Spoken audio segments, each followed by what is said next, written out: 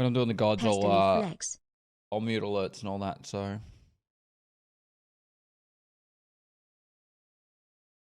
Fog Doggy, thanks for 13 months, dude.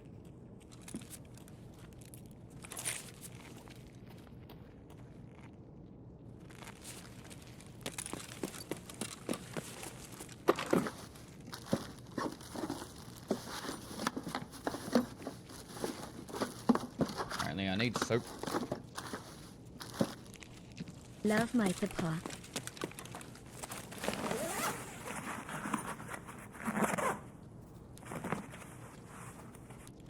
What's the daily I have?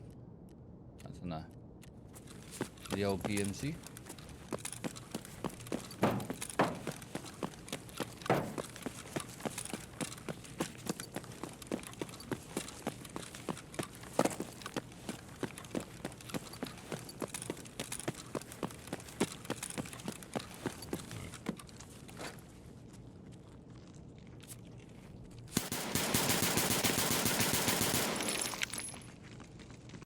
Everyone started running after I started shooting.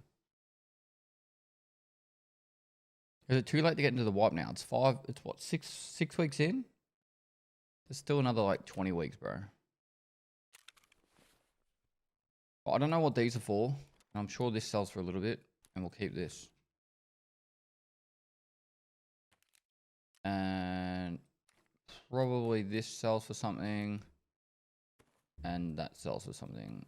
I think I have the baddie beard already. I do. I guess we can take that. Ну что, неплохой день, господа. Sodium sells well.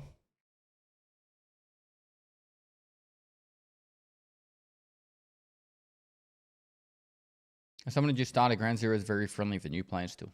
I believe it. Crumbly Goat, thanks for 6 months.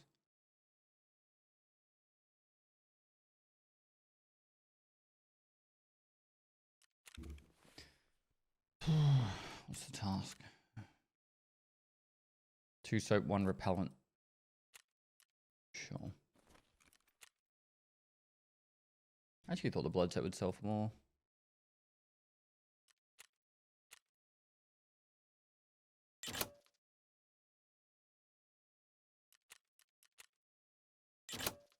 Pest is the best.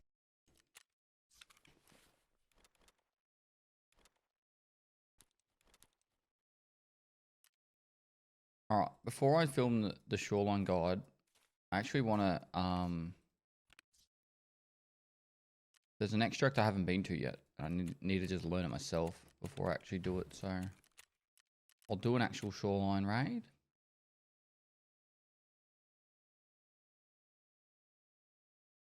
That'd be the best way of doing it.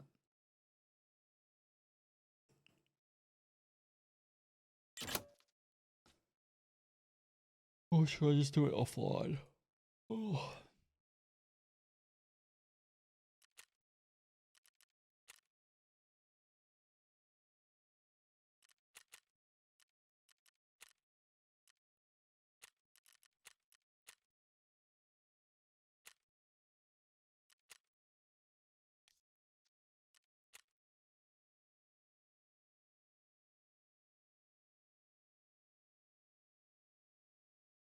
Hey Mood, thanks for the 4 months.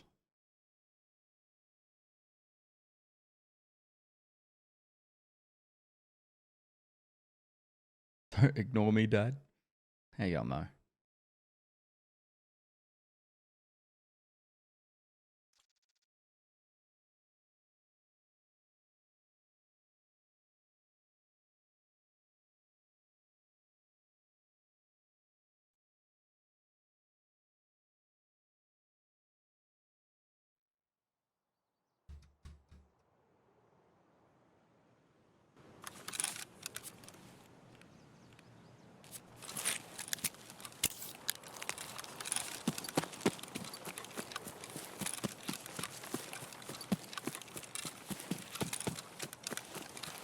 Is the FPS any better? I got max, but I don't know. Oh, this is offline. You can't really use offline as a reference.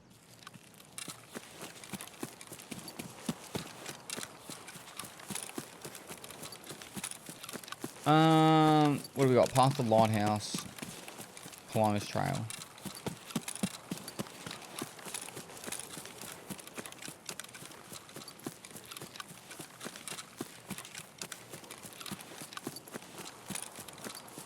King Opal, linked to 12 months. Eat.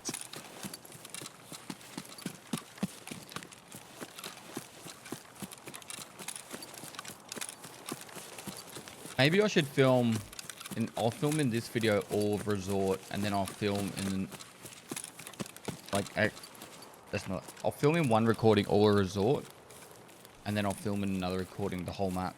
I think that might be the better way of doing it. Otherwise, I feel like it's too much to fit with all the running to get it into one raid anyway, so the rollback has already happened, yep. What settings are you rocking now? The same.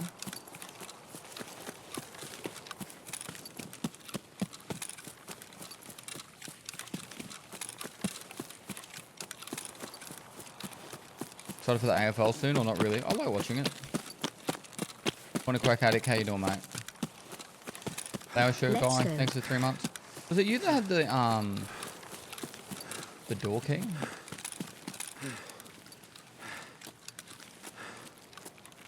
Up the Swannies. Alright. You pop down there.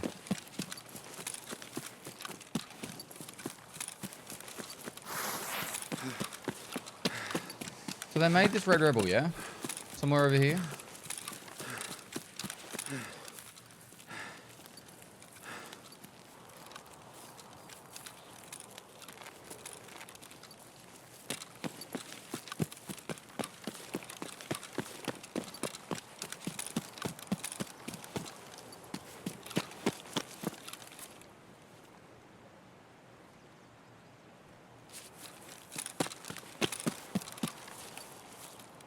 Cool. I'm so glad they did that change.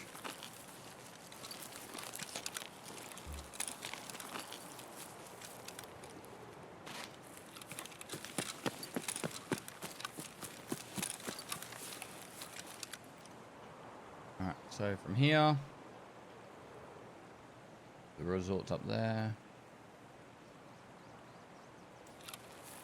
Run across here.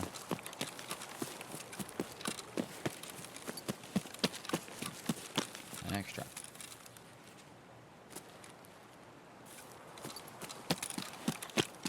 Making sure you have Red Rebel and a paracord.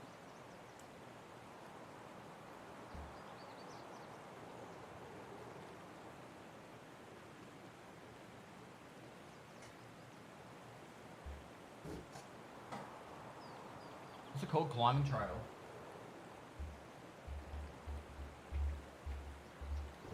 It's called climbing trail now.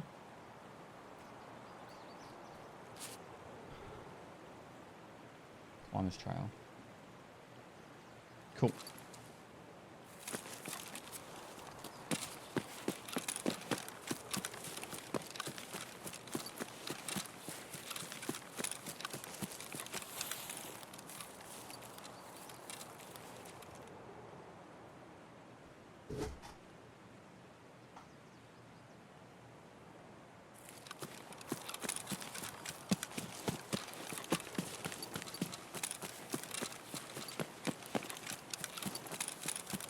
Do you prefer the map with snow or just normal? Uh-oh.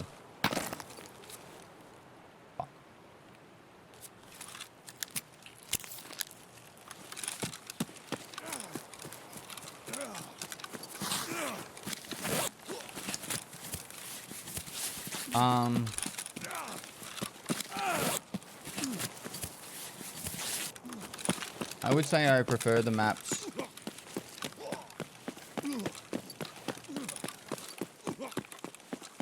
Let me make sure I bring a splint from now on. I prefer the maps with snow when it comes to sniping, but I think if I wanted to just stay alive longer, like all the woods was so easy, like with snow.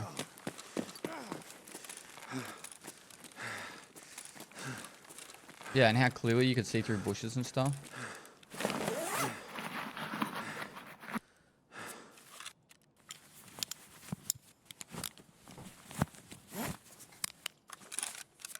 Alright.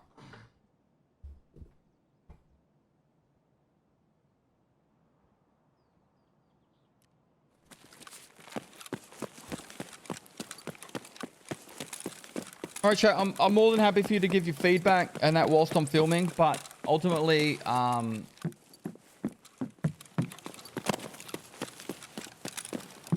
be pausing alerts whilst I'm doing filming, so don't feel offended. I'm not going to be talking directly to you guys. I'm just going to be recording the guide. Pause alerts.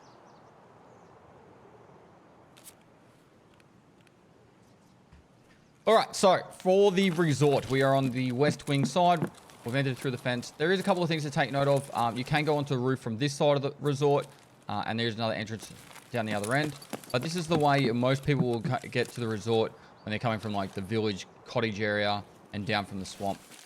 Once inside, some of these rooms, they've got like med spawns up on the walls and that. You can get med bags and that. This is an offline raid, so like I always say, offline raids have less loot than normal. I'm going to go through all the main rooms to take note of. So, okay, so West 104, there's a blue key card spawn there, and then meds that spawn up on the top.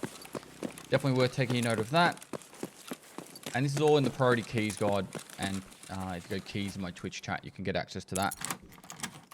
This is West 112. Now, blue key card spawn on there. You can have like 4 duffel bags spawn in here and a heap of food. You also do need this for a Lend-Lease task later on. Lend-Lease? No, vitamins. So it's worth grabbing that.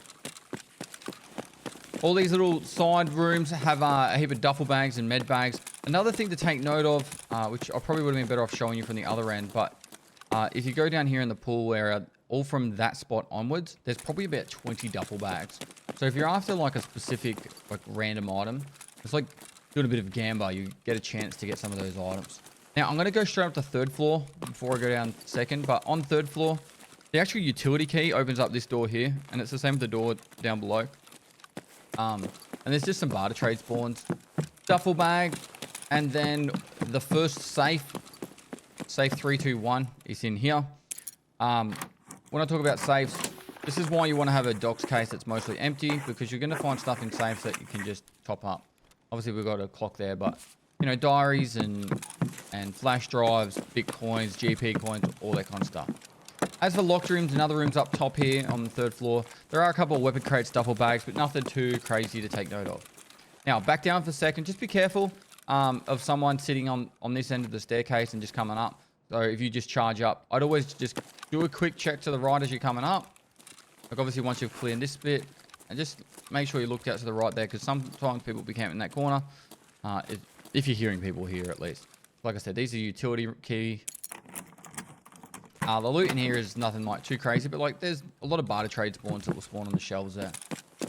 You want that key for later on anyway. So I can't remember which key I have. 221.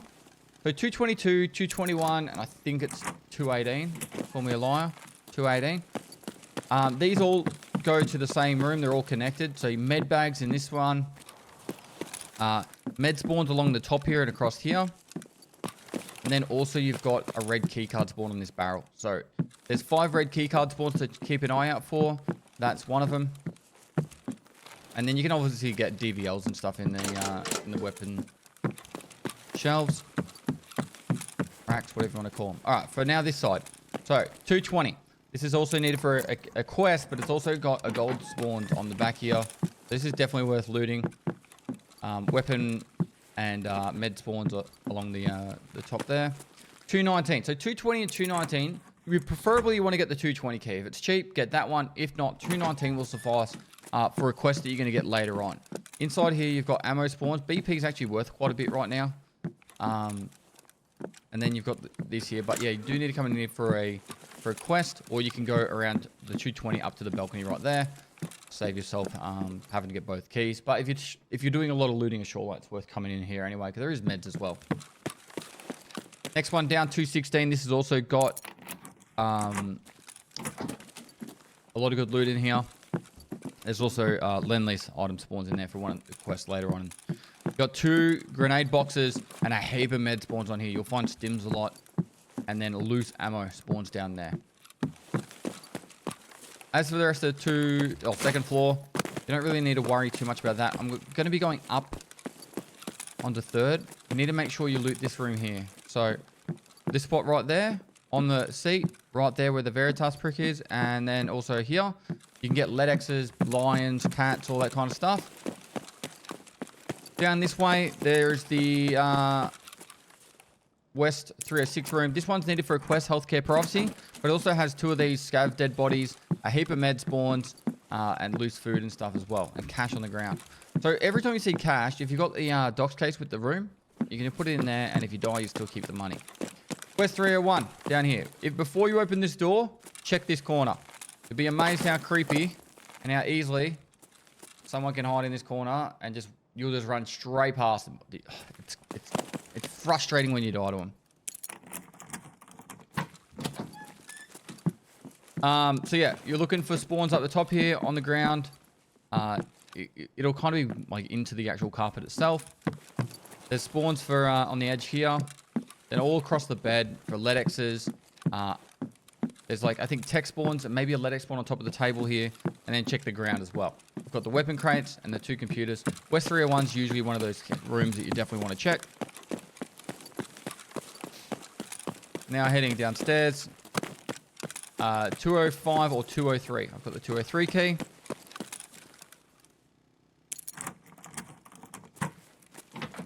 For this one, you've got the med crate, duffel bag. You also have a red keycard spawn right here. You probably ran past one if you've been playing the game a lot, and you didn't even know it. Then also there's med spawns. You can get Ledexes up on either of these tables. There's obviously the meds on the floor, and then you've got toolboxes and other stuff. There used to be an MP5 that spawned on this shelf on the windowsill, but I guarantee you, it's only spawning the magazine now. I don't know why, but weird.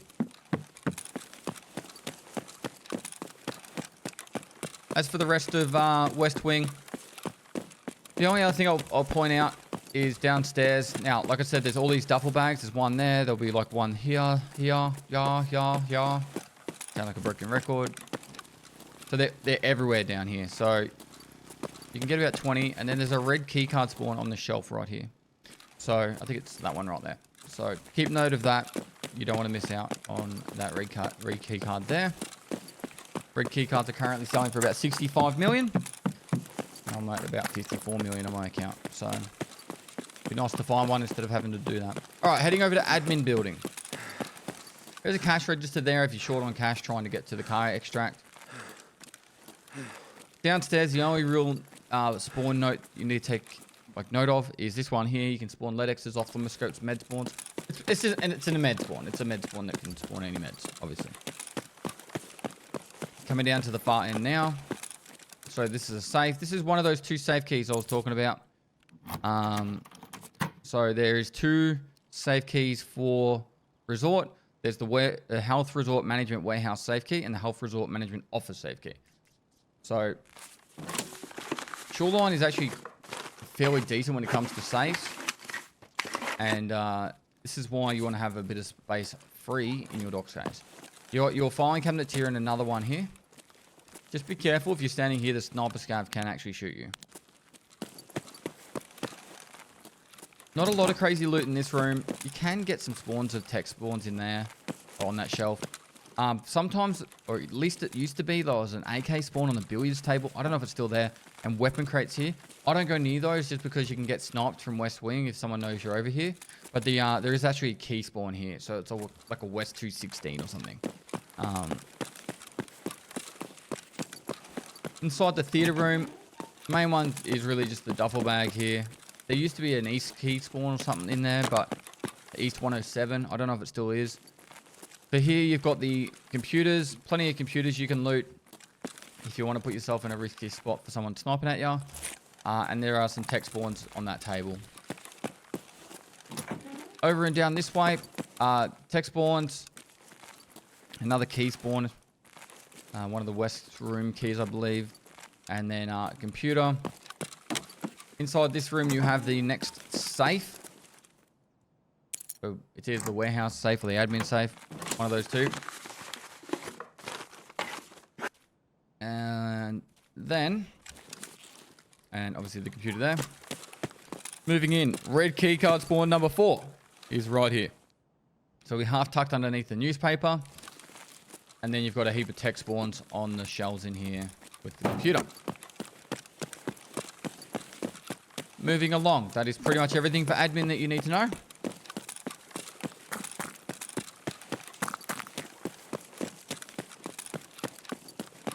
Now, Senator can spawn on either east or west wing, so just be wary of that. You'll usually hear people fighting him unless you're first tier, because he's got 3 minions at the moment. It can change between 2 and 3.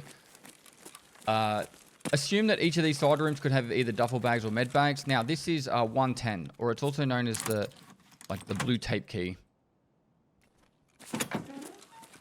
So inside here, you can find Ledex spawns on the ground, med spawns all around, but it's also needed for a quest, chemist closet or something like that.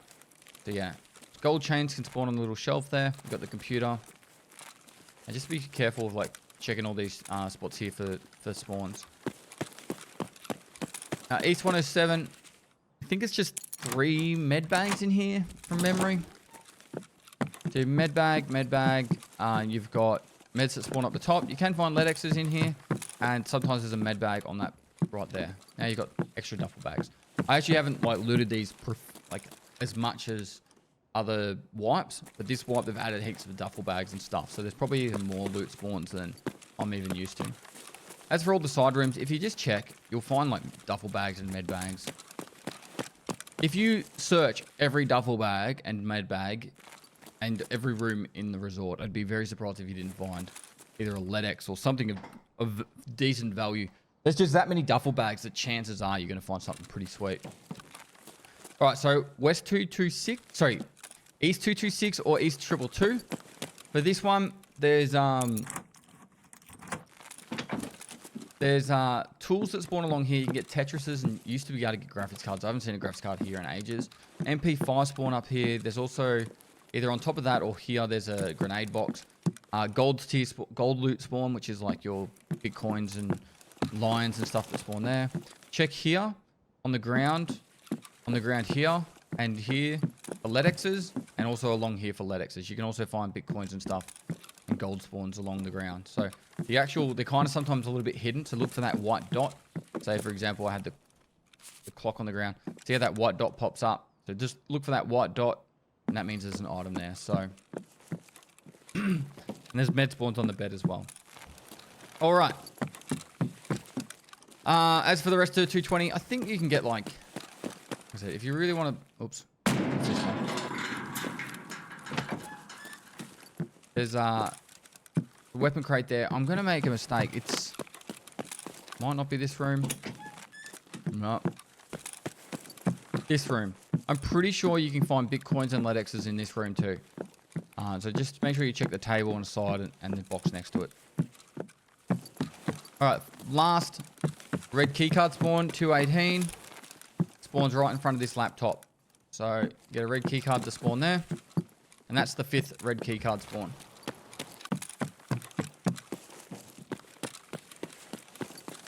Now as you run down this way,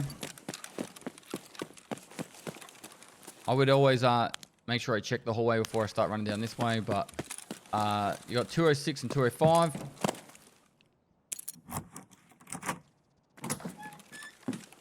Inside here, you've got gold spawn there, so that's where your Bitcoins and that will spawn. Med bag, duffel bag, med bag, and then you actually get a lot of meds that spawn on top of the box here, and on top of this spot here. An AKS-74UB spawns, I think, on top of this box there, and there's also another med box, a weapon box that spawns inside here. I'll probably never stand out here and loot that. It's too risky. Up to you if you want to. There is a dead body you can loot inside here, and there's also a med bag as well. Heading upstairs. I'm giving you the rough rundown, but you should have a decent idea about which rooms have value by the time. And the later in the wipe it is, the cheaper these keys become.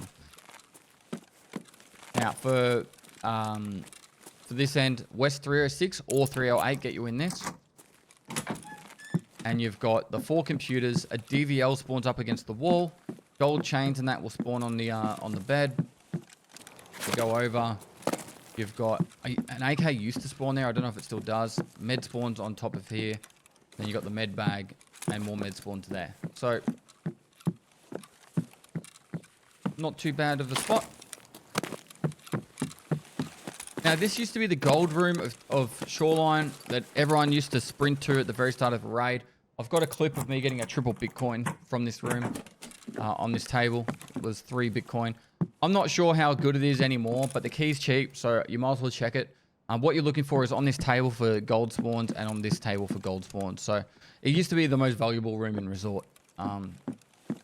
Yeah, see how you go. Sometimes there's gold chains on the bed as well. So now, I don't have the key on me, but 313 or 314, there is a heap of weapon parts in there and weapon boxes. And also on top of the box on the left in this room, there is a LEDX spawn. So, not a super common spawn, but it's a med spawn. You can have any med item spawn there, so LEDX as well. For East 316, I keep saying East, West instead of East. East 316, inside here there is an actual med box and then a heap of weapon parts. It's not a super amazing key if you're trying to make money, but early in the wipe, sometimes weapon parts can sell for 100k plus. So it's worth taking note of at least. Marked room. There is a chance a Bitcoin or that will spawn on the ground here. It is super rare though. Like, I've probably checked this 1,000 times and only seen mostly gold chains. Oh, and there used to be gold chains that would spawn in his ears, but I haven't seen them in ages as well. As you come down this way, this room's actually pretty decent and not really like noticed much. But yeah, there's sometimes 2 med bags and a duffel bag on this section here, and then loose spawns like barter trade items and that, or tech items on that shelf there. And it's free to get into, so why not check it? Now, East 328 or the utility key. It's needed for a quest. I always recommend just getting the utility key because it opens up doors down that far other end. Used to be a Bitcoin spawn here. You might see a gold chain at best these days. And then graphics cards can spawn up on the bench here. And then there's a heap of weapon parts. So that's needed for one of the gunsmiths. And I think a duffel bag spawns on the bed there. Now, as for the resort, that's pretty much it. The best way to get out of the resort now, or one of the cheeky ways in and out, is now using fire truck. So you can go up and down here. So if you don't want to run past everyone to get in, this is actually another one of your options. Just vault up this, and you can go straight into the east wing. So now you don't have to go all the way down past the main entrance and into the main entryway. A lot safer. And with the modifications they've done on Resort on the expansion, it has made it a lot better trying to get into Resort. Because like, one of the frustrating things about Resort was if you weren't first in there, you were kind of always dead trying to get in. So I suppose this is part of Resort. But there is a couple of jackets and stuff in here. Jackets, and you'll get some, I think 2 or 3 duffel bags that spawn on the other side here. So one there and a couple spawn at the back there. So that pretty much covers all of Resort.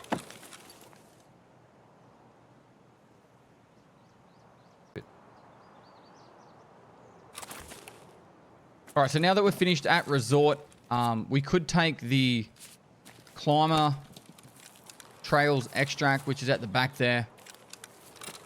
But that's because we got the Red Rebel and Paracord. But we're going to head down the hill, and we're going to head over to the new expansion area. So for this expansion area, it is actually a really, really good place to make a bit of money for barter trade items.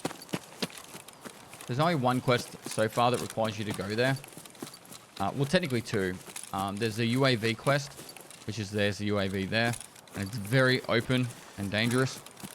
But the other quest is you got to kill like 25 or 20 something, 25 of anything. Could be scavs, players, whatever. Bears, dogs, cats, cantaloupe. All right. Now, the scav spawns here are weird. Sometimes there'll be none, and then sometimes you'll get, like, waves of scavs. So just be wary of that and take note of that. If you wanted to go straight to the car extract from the resort, you would run down from the resort and then follow this fence line. Make sure you're on this side of the fence that I'm on. Not that wooden one, but the actual, this fence here. So follow that all the way up, and then the car extract's up there. We'll show that by the time we get out of here. So, as for the spawns inside here, pretty much every building has a heap of like technical spawns, but there's also a couple of these crates. Like you've got a medical one, you've got a ration one over here, and this is a new addition to Shoreline. In the past, there wasn't really a lot of loot outside of Resort. This has actually put a fair bit of loot in this area. And it's actually pretty cool map design, some of the stuff they've done for it. So, this building is pretty much all technical spawns. You can loot another crate.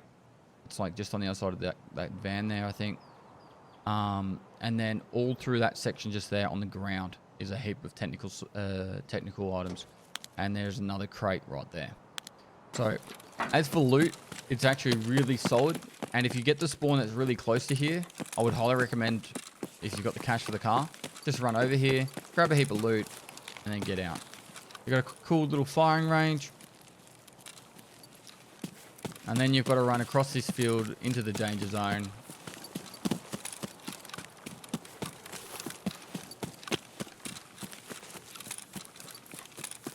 Now there's two ways to get to the car, or the car extract.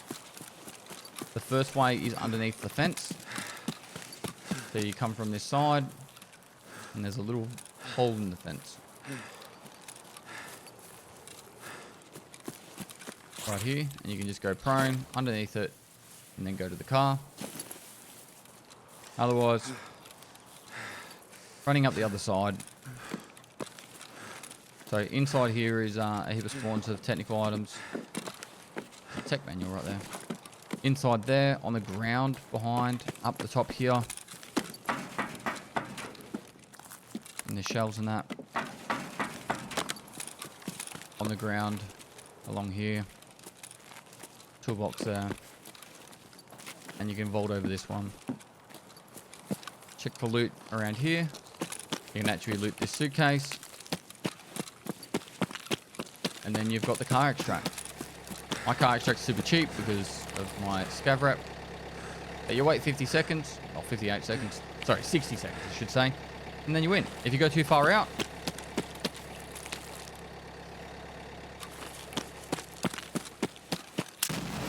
you die.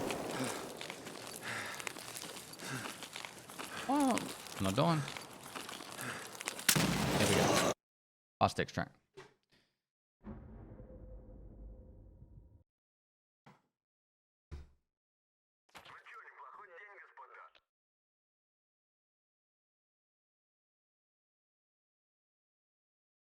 I could probably finish the guide here.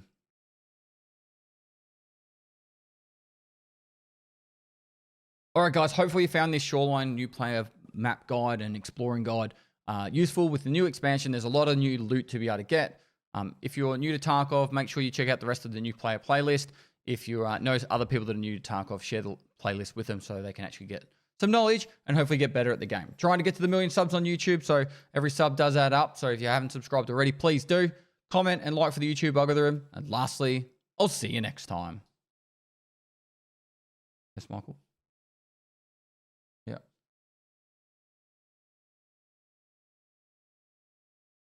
All right, so we'll go back in and we'll get the rest of the map done.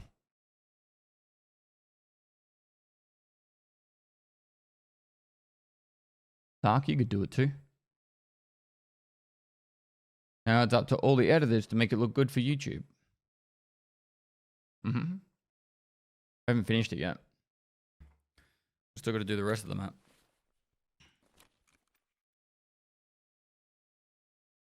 All we did was resort, climbing, extract.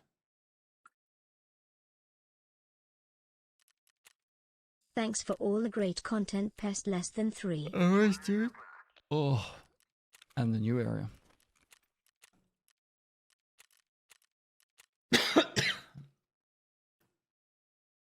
You've helped me stacks, Matt, mate. No worries, dude.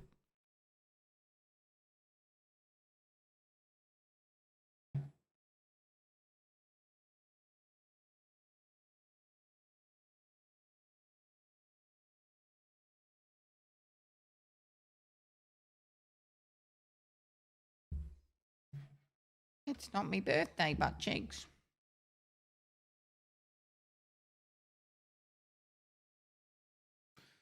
What's the next guide? I've got to finish the shoreline guide first, and then we'll probably pick the next map.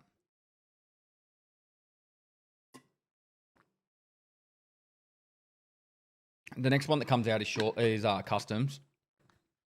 So tonight there's a more of an opinion video. Then tomorrow's customs. I don't know what's for the next day after that, and then you've got shoreline. Thanks as always for the continued and consistently great content. No, Pestily, Pestily Stan.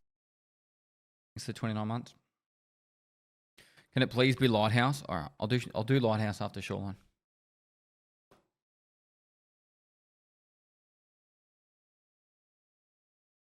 Are you also going to do a guide for PvP or something like that? It's hard. PvP guides are really difficult. Like, it's very situational. I could give like tips on how to get better at PvP, but to say like do this in this situation is really, really difficult because the situation can always change.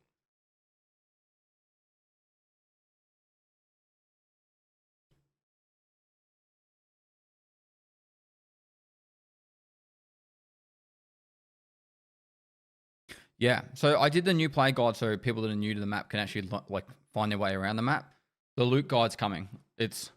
I just have to get these new player maps out, new play guides out. Otherwise, it's like, yeah, it's a little bit time consuming to make them, but once they're made, they last like years. There's been a murder.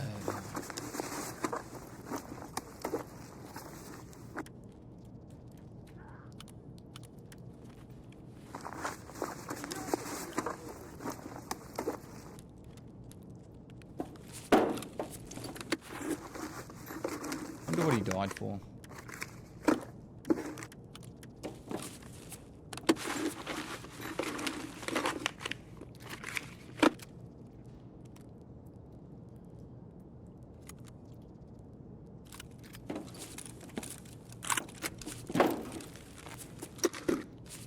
Hey Banksy, how you doing?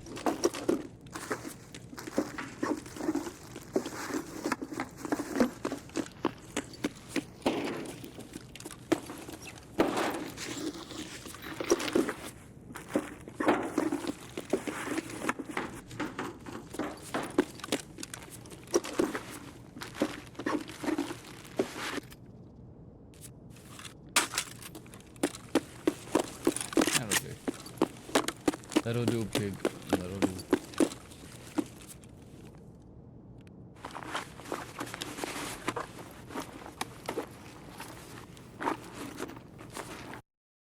Any tips for someone wanting to play solo but just can't get over the fear for doing so? I do have a guide on how to get over gear fear.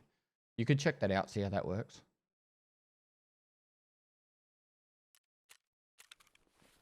That might help.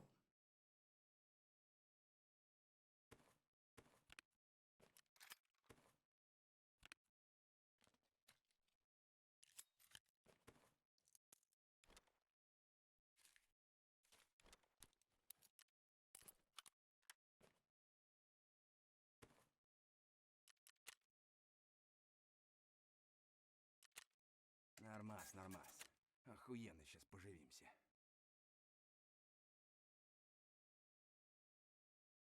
An updated Stims guide.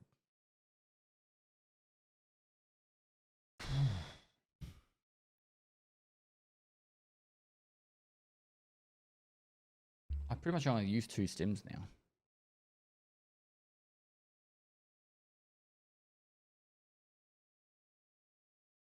How many runs did it take to get general map knowledge of a map? I don't think it's that many. Probably 15? Like if you actually tried to learn, like actively learn as you go around, you'd have a pretty decent understanding after about 15.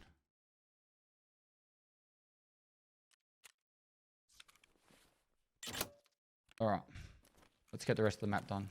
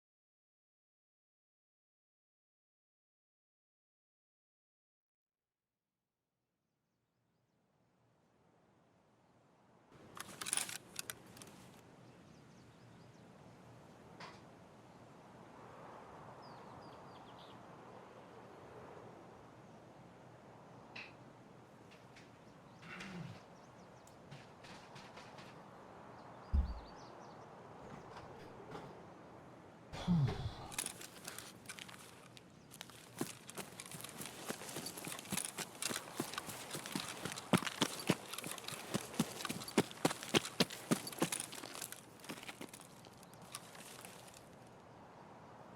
do do do do do. Do do do do do do. Be ignored. Hi guys, this is Pestily and welcome to another Escape for Tarkov video. Today I am doing the new player guide / map guide for the map Shoreline.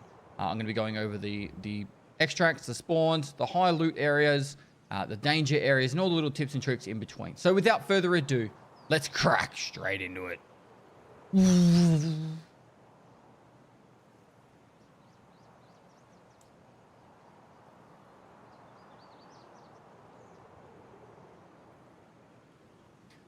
All right, so this is the map Shoreline. The way it works is about 12 to 14 people that will spawn in here. I don't actually know the exact number anymore. They've changed it a few times. It's a very large open map with a big resort of loot in the middle, and they've actually added some new areas in the actual map itself that has made it a lot more friendly, and also a lot more extracts to make it a lot more, friendly to be able to get out of it. Has some of the most valuable items in the game being the red key card and the blue key cards. So that's also something you should take note of, because that can make you a lot of money and set you up for the entire wipe. All right, so I'm pretty much at the Road to Customs extract. It's also a spawn. You can spawn all the way along this side of the map and all the way down there. There is the new area on this side of the map. I'll show you that later on in the video. But we're going to run pretty much across to the radar, and I'll show you a little bit of what's going on around the coastline, and then we'll come back up to the resort. So pretty much anywhere on the edge of this map you can spawn. It's not just located, like there's not like this, like for one side and the other side. It's pretty much a full 360 around the map. You can spawn. They've reduced some of the spawns closer to the resort, and this is to kind of prevent, I guess, people, having better access to the resort earlier. But with the new area being over here, there's still plenty of spawns along that side as well. And I'd say on the tunnel side of the map, being the other side of the map, there is less spawns along the coastline. But there are some. Oh, this is really bad running for me. There are some located along the wall towards the resort. Now, I've deliberately come up here just so I can give you guys a decent bearing. If you're watching this video, you can follow along in offline mode. That makes it a lot easier for you guys to learn the map. So I won't be doing any big time jumps or anything like that. So Road to Customs is back over this side. This is the radar building. You've got the resort up on the hill over here. That dome there is actually from the map reserve, and at the bottom of that is the new extract for it's called the Climbers Trail extract. And you can use the Red Rebel and Paracord to get out of that extract. But you can't be wearing an armor, but you can be wearing an armored rig. This is the new area of the map. A lot of loose spawn over there, or loose loot, I should say. A lot of tech spawns, really. And then the car extract is on that side of the map too. So a large amount of the extracts are all along this side. All right, from here, we're going to run. Just wanted to try and give you the best bearings as you can so you can understand where everything is.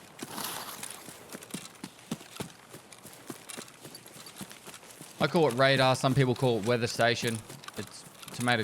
You can have it whatever call it you want. You can call it the giant testicle for all I care. As long as when you're playing with mates, they know where your call outs are. That's probably the most important thing.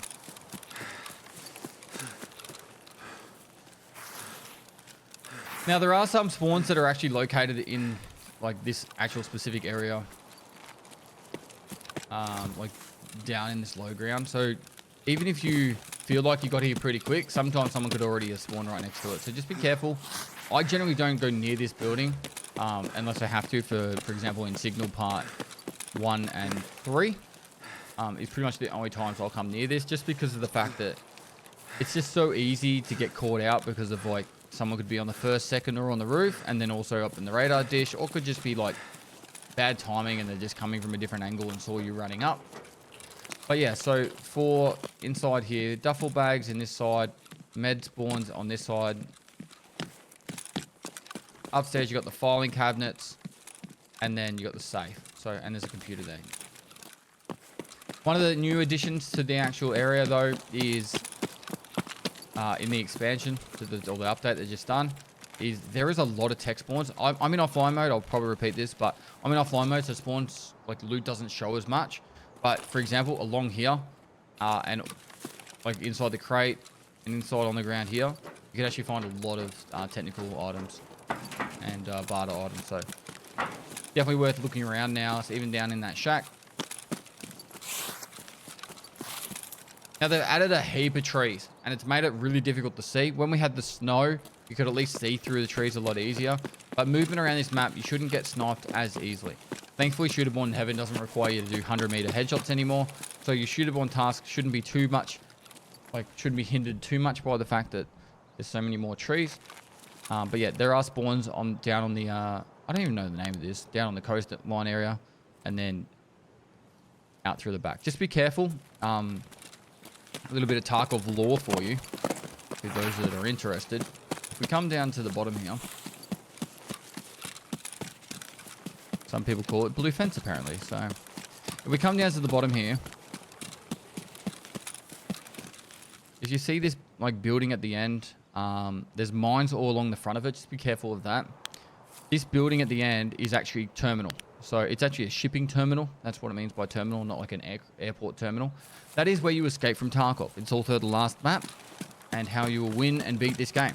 So when we finally get to the actual play the map terminal and escape from Tarkov, that's where it'll be located.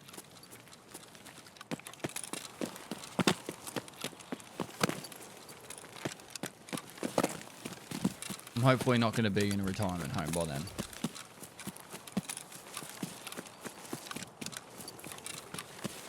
Now, as we run down this way, we have the pier.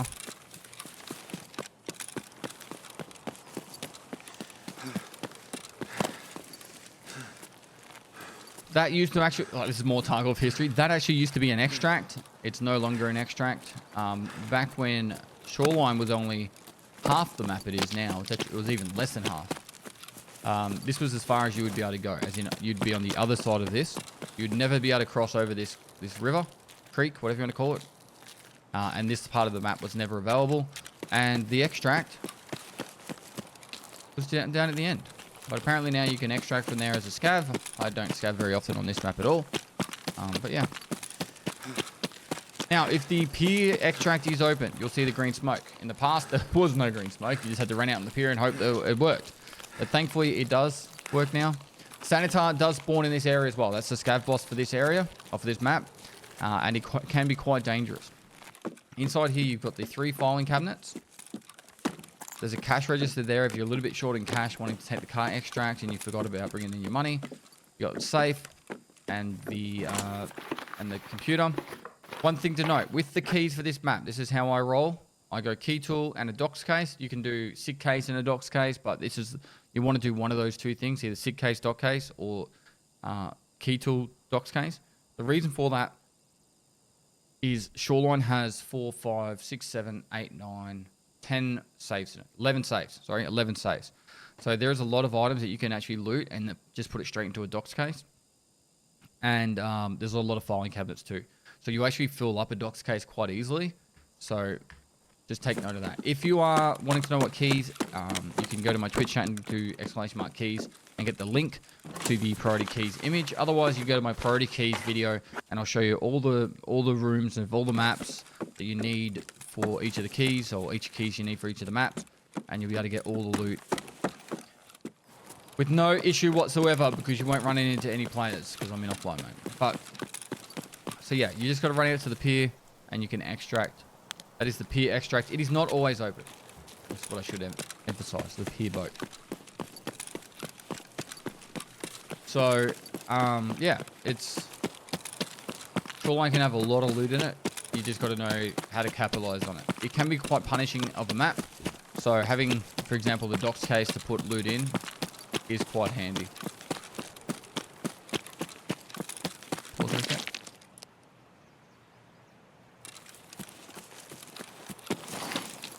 Alright, so... Now, I'm hoping I don't die here. But, in the past, you can usually jump through this. I don't have enough meds on me to do this, but the way you pretty much do it is you come inside here, and then you want to jump that gap there. So you go pretty much up that rail, go over there. There is a safe located just there, and then there's in that room right there, there's weapon crates, and there's another weapon crate in that back room there. But if you want to attempt it, jump over that bit, and then on the way back, you come over that spot there. You might black out a leg, so make sure you have a CMS or a survival kit. But yeah, there's the safe, and there's the weapon crate. There should be 2 weapon crates in that room and 1 in the other, or vice versa. There's another weapon crate.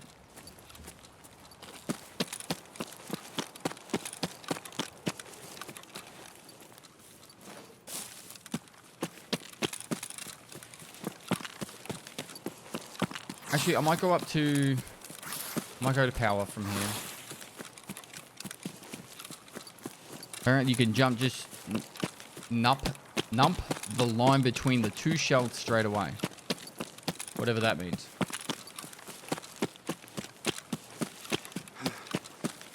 You can just jump the line between the 2 shelves straight away. There you go. Thank you, Alice Mizzle.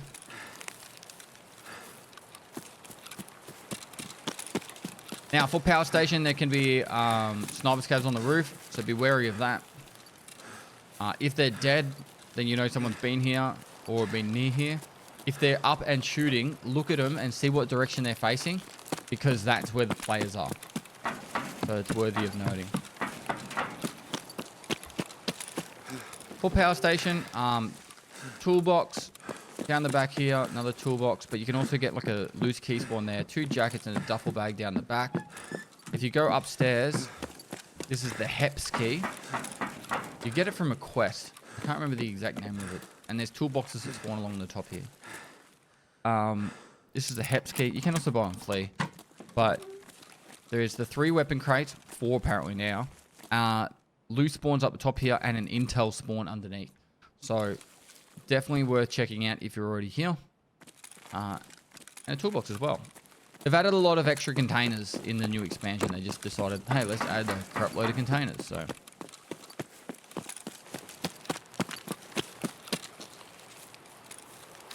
if you run straight up here, you'll enter the center of the resort. I'm not going to run over to show you because it's a fairly simple building, but I might be able to show you a bit later. But there's the bus depot there. And the bus depot inside the actual building itself, you can get some actual cool loot. There's the motor spawns and all that. There's a dead body. Usually some scavs if you need to get scav kills. And then also behind the door in the actual little office area, there is 2 jackets you can loot. I might be able to show you that on the way back up to the resort, depending on how much time we've got left.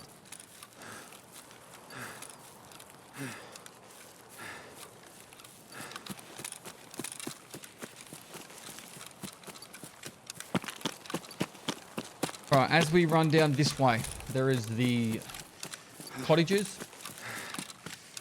This is the next spawn for Senator. The second spawn for Senator, he can be in this blue fence area here, or it can actually be throughout the cottage area as well. So the first spawn is down by the pier, the second is in the cottage area, and the last one is up at the resort. Senator can have up to 3 minions with him, and maybe even 4 sometimes, but he's very, very dangerous. You don't want to be caught out in the open. There are a heap of loose technical items and barter trade items in that area. For cottages, the main focus is, this is the cottage key. That will give you access to 1 safe. There's a loose AK spawn on the bottom floor as well.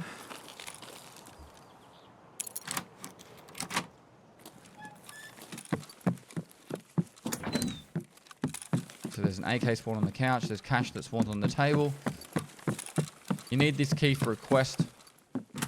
Colleagues Part 2, I think it is.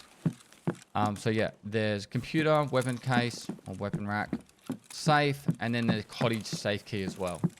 So you need the actual cottage safe key for this. If you already got the cottage key, you might as well buy this one because it gets the second safe for you. Gold chain, rubles.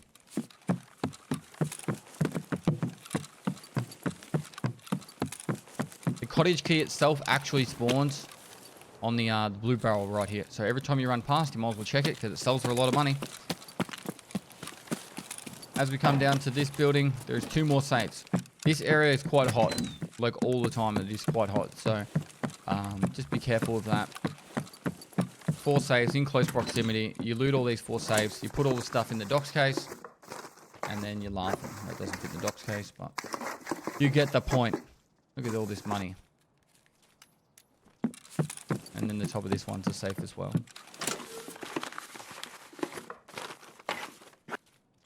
And this is why I emphasize having that. So for example, Sash Drive is probably worth about 40k, Diary is about 35. The Keezy I think is maybe worth about 30 as well. So there's like 100k just there. And even if you die, you've still got 100k. So this is how people that play the game a lot can always make sure they still make money even when they die. It's just having those little things. And even you got like an alpha container, you know, you could fit a key tool in a docks case and still have room for one more thing.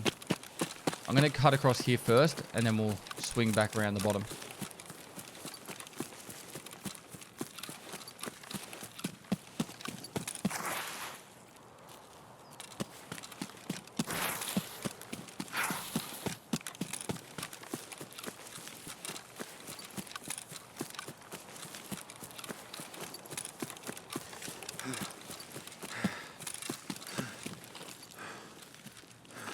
Alright, for this side of the map. I'm not going to run out there because I can show you everything from here.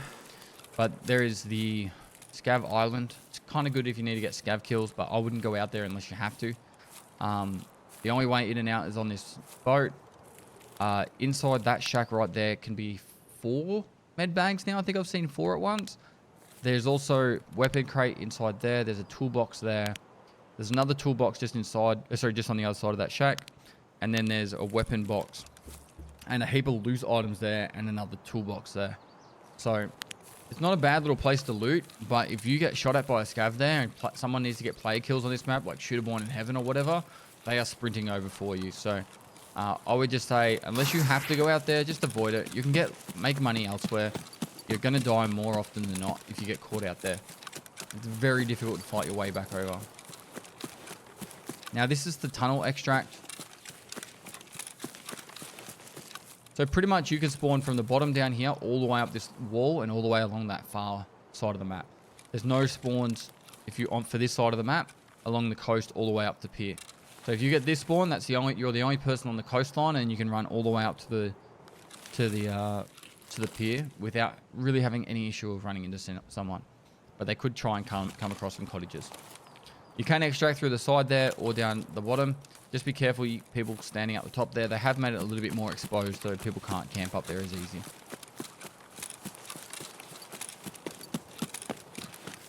So with the village, this is the village. I generally loot this area a lot.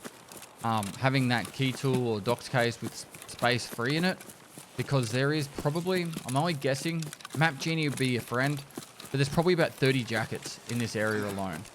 So, I'll try and point them out just very briefly, but 2 inside the door. Sorry, 1 on the side of the door, 2 on the other side, and then 2 in there. So there's 4 in that building. There's 2 just there. There's 1 in that building. There's 2 right here. I'm going to miss some as well. There's another one inside the doorway of this building. There's 2 more just inside that door there. And I can guarantee you there's some in these buildings either they've added them or I just forgotten about them. So another one of the back buildings of this little side of the street as well has another jacket. So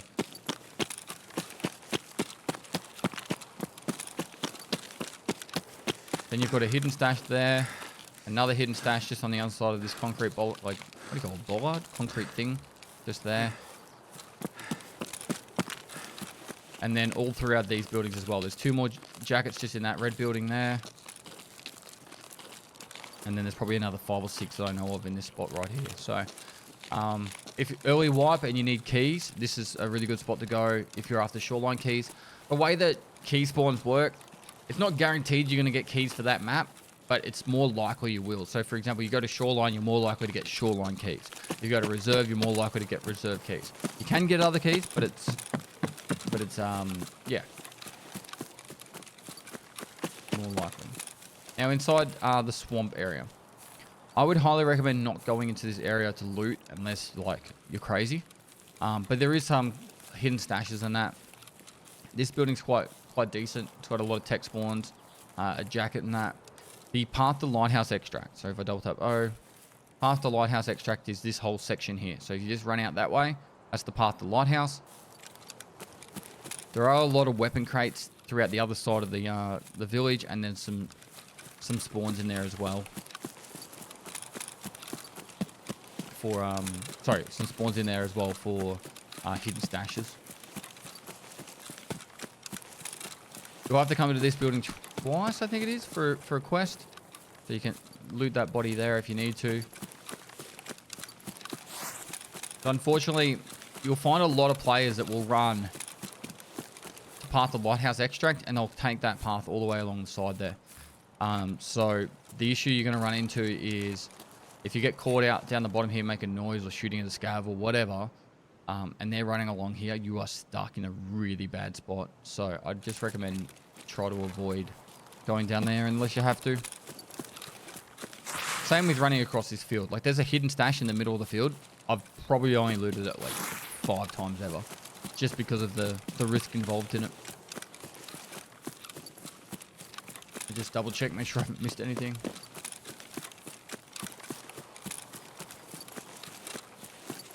I actually don't know where Smuggler's Co-op Extract is. Is that near Climbing Trail?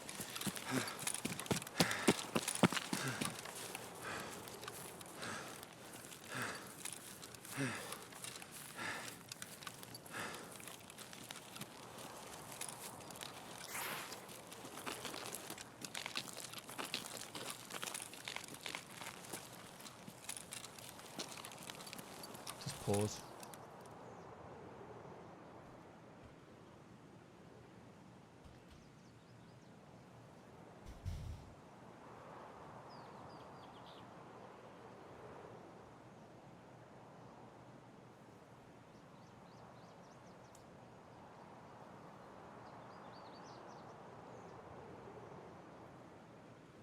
So it's there. So it's kind of near. It's inside the actual new area. There.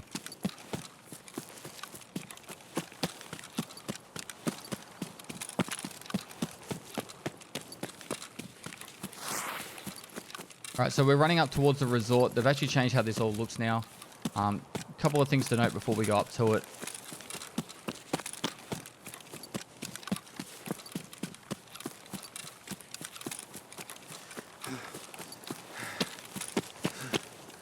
There's a bunker over here, really good for if you need scav kills. It's worth coming over to here. And it's also the Climber's Trail Extract.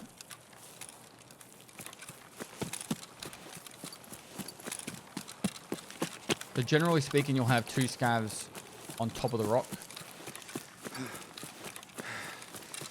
So they'll spawn on top of this rock here. There'll be two sniper scavs, and then you can have anywhere up to 3 or 4 scavs spawn at the bottom. So down in this section here. The Climber's Trail Extract is this one here. To take that extract, you need to have a Red Rebel, which is this one here, a paracord, and then you have to not be wearing body armor. An armored rig is fine. You can have a huge backpack. You just can't be wearing body armor.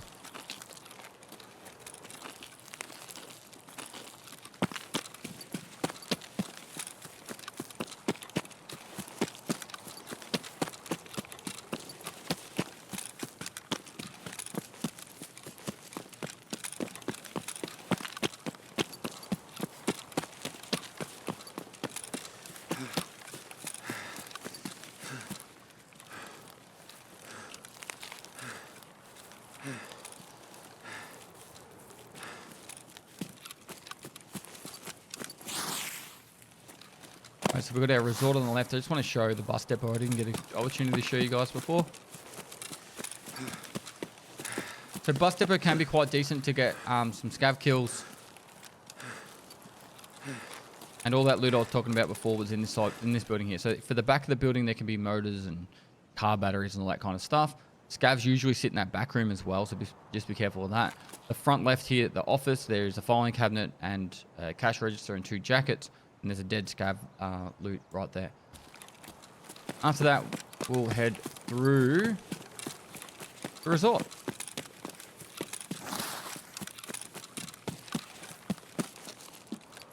Cool. And then we can do our resort video. And then what we'll do here is we'll pop an SJ6.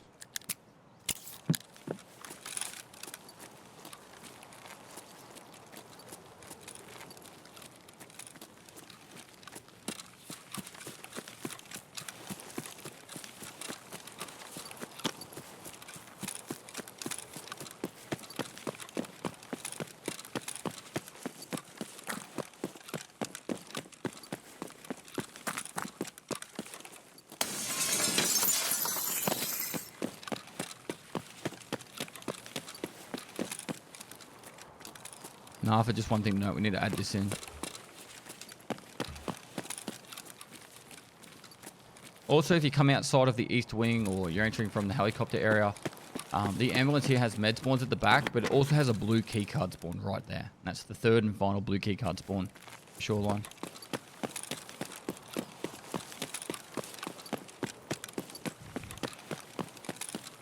It's an offline raid. I'm filming guides.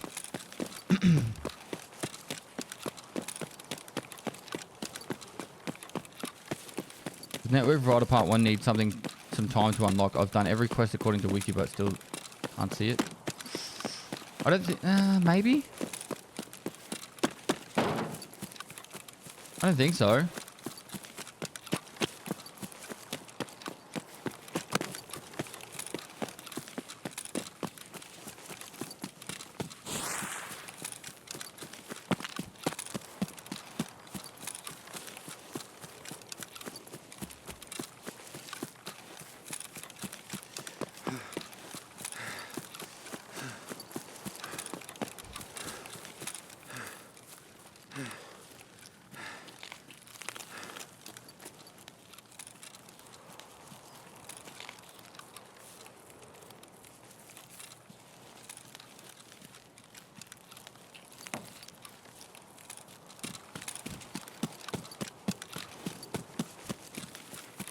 So whereabouts is the extract?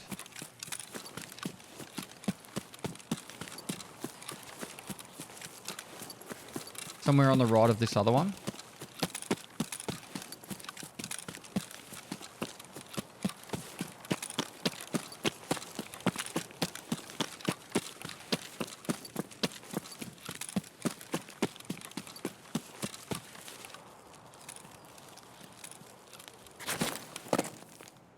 Chat, where's the scav PMC extract?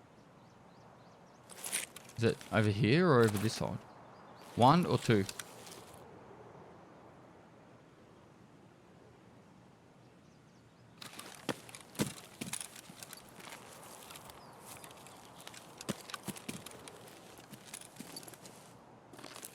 I might just double take this.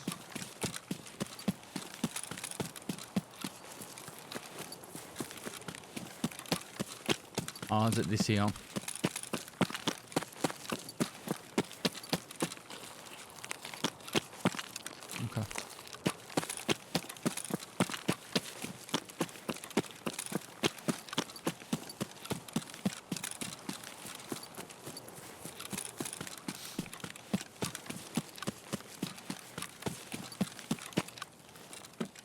All right, so before heading over to the car, the Smuggler's Gate extract or Smuggler's Path extract. This one you require a PMC and a scav to work together, cooperate to take this extract.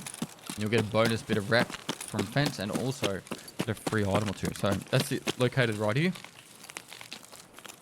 And you'll need to find a friendly scav to be able to do that. A cool option you can do with this one is if you're playing as a duo, you can try and one of your duos dies, try and get him to scav back in. You might get the same raid and you can extract that way together.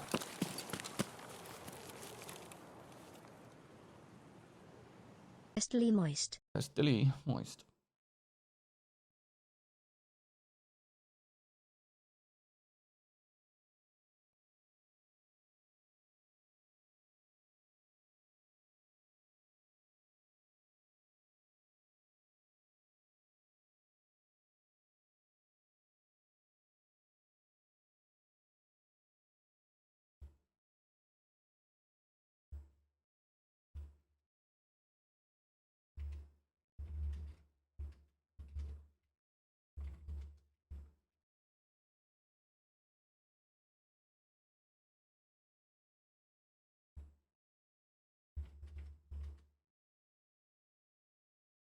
Hey Pest.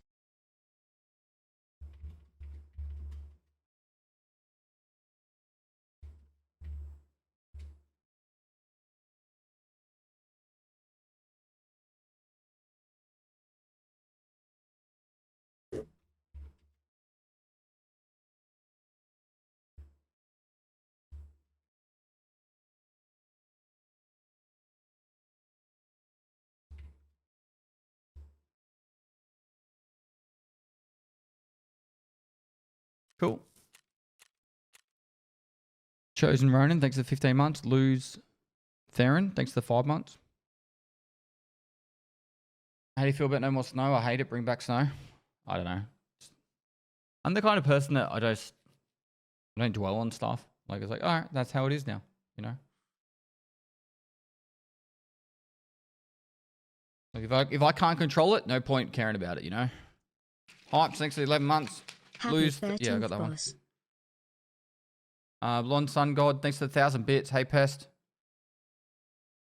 It's my friend James's birthday today, and it would mean a lot if you could give him a cheers. Thank you for the years of content. We wouldn't have put Hey years into the Pest, game since it's my 2019 friend without your James' videos. birthday today and it would mean a lot if you gave him a cheers. Thank you for the years of content. We wouldn't have put years into the game since 2019 without your videos and guides. Cheers, Chevrolet. I don't know the other ones I learned in Europe, but happy birthday, mate. Phil's birthday man in chat.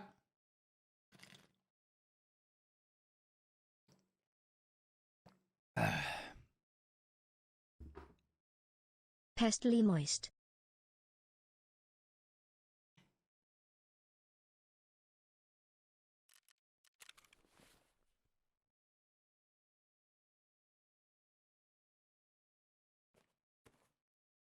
Hi. Hello. You guys want me to do fucking Lit House?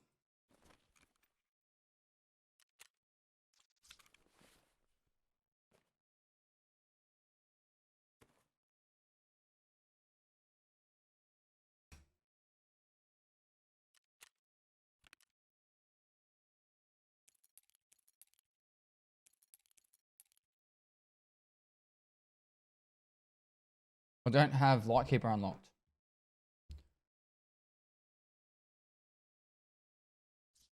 Oh, that's why I haven't done it yet. I was thinking about getting Lightkeeper unlocked first. What do I need to do?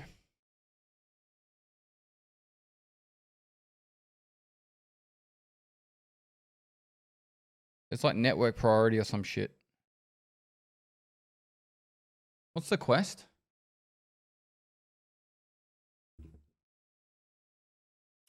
I swear I had it unlocked. Assessment.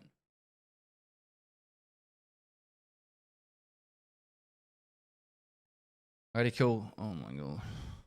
Happy Subday Dad Oh my XOXO. god. Do we have to? How many more quests does it take for me to get to Lightkeeper?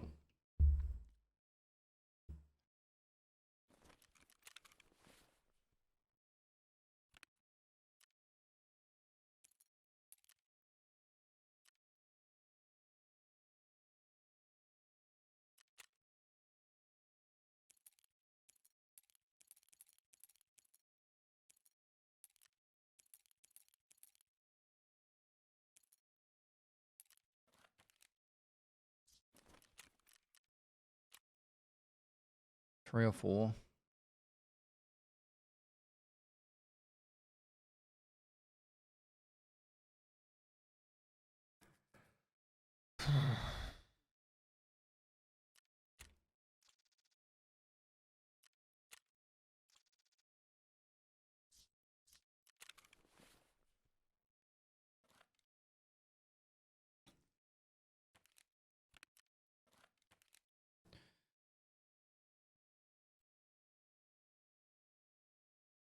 It's 5.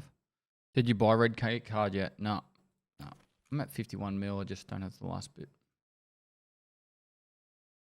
I need 8 more mil. I could probably do it in about 8 raids if I farmed it, but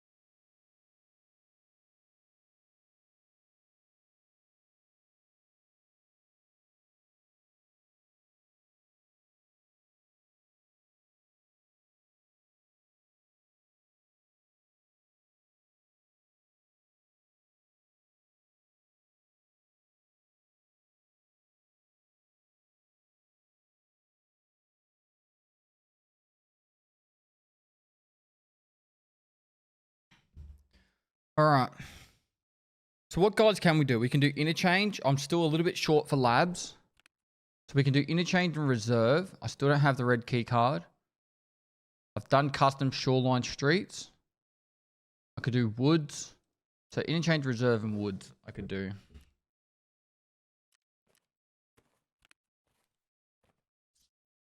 Best, I never played streets. Watch your streets guide video. Roamed around and offline for 45 minutes. Now I'm suddenly psyched to run streets. Nice.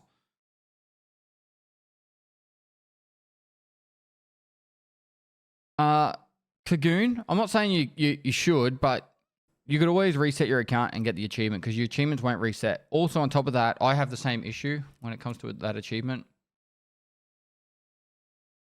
So my theory is I'll just do it next wipe.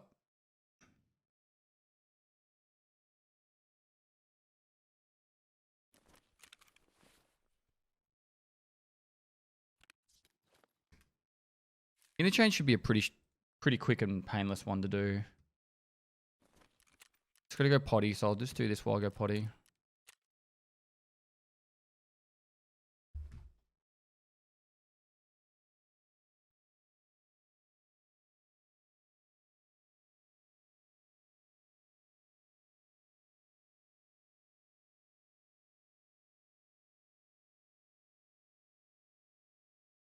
Hey Pest, just wanted to thank you for all your content. My grandma passed away a couple weeks ago and watching your videos really helped take my mind off of everything. Really appreciate you.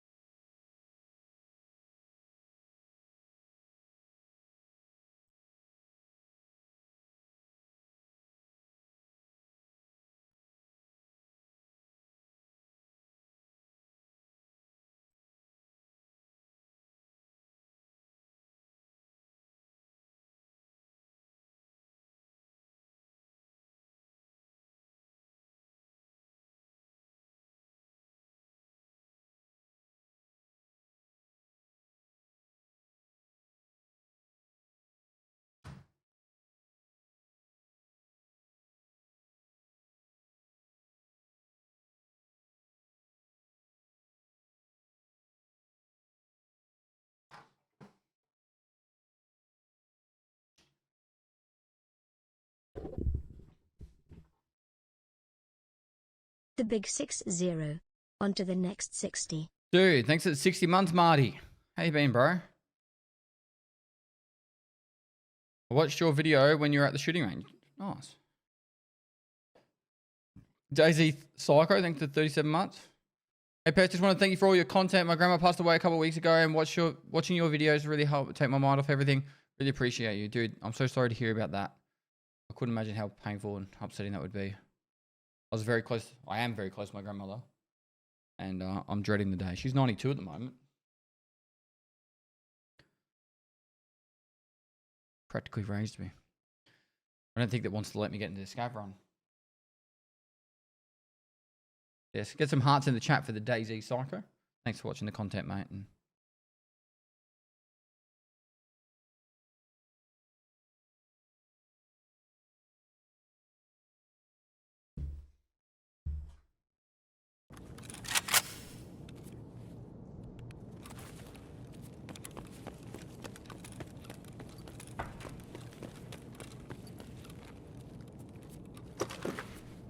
Hopefully we get to live that long, mate.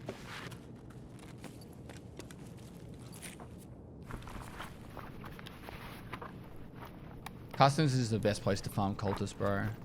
Unless they've changed the spawn rates, I'll have to check. But it's just the fastest way to get to them. Are they still like a 10% spawn rate or something? Something atrocious.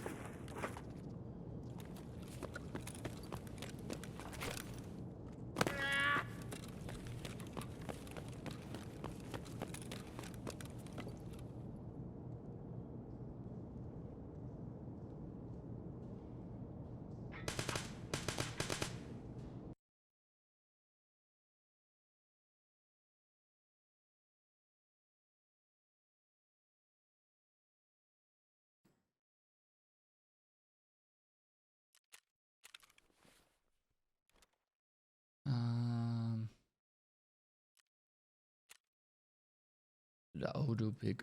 That'll do. Ну что, неплохой день, господа.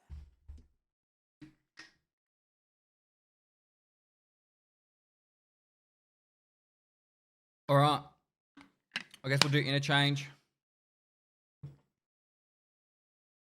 Do interchange and then reserve, and then after that we have to go get lighthouse kills. Fuck, how are we gonna farm money and also get lighthouse kills? What a joke. Naked sniper? The backpack?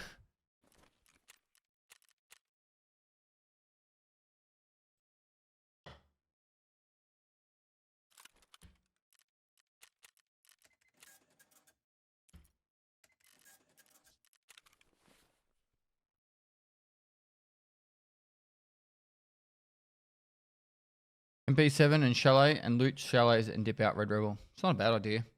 All right, we're going to do interchange. I've got... Am I missing any keys that I really need? Cash registers, no, don't need them. Got pharmacy, Ollie logistics. I got Ultramed, both Kiva, Emicon. Keep it up, Pest. Good luck on the worst map of the game for those 20 kills.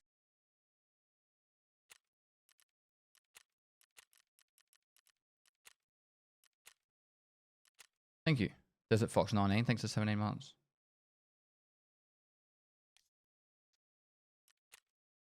All right.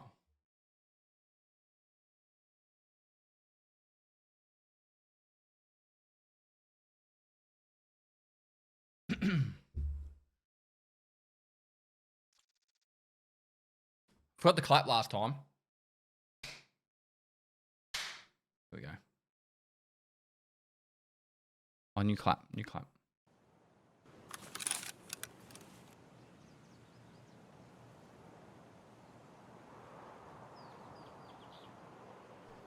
Hi guys, this is Pestily and welcome to another Escape from Tarkov video. Today I'm doing the full new player map guide / map guide of Interchange, teaching you guys where the extract spawns, loot, and danger areas are. So without further ado, let's crack straight into it.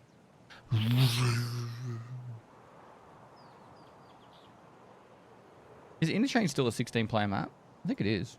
I'm gonna go with 16.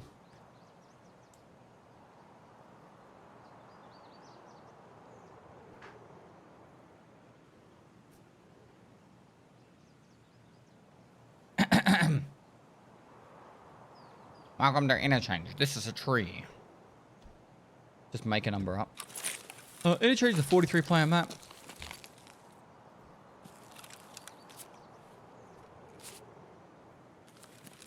Alright guys, so this is the Interchange map. Interchange has, I believe, 16 players. It used to be 16, it might be 14 now or something less.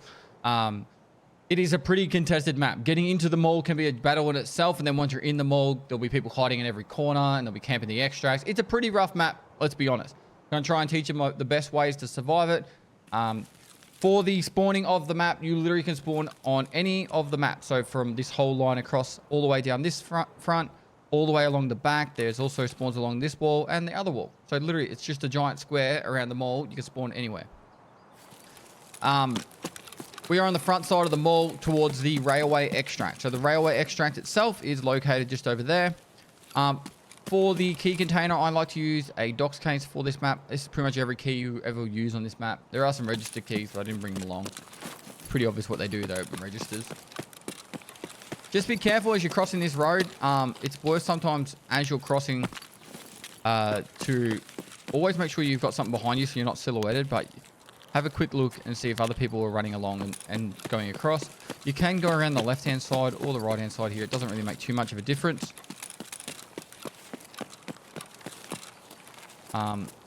But yeah, it's pretty spicy trying to get in.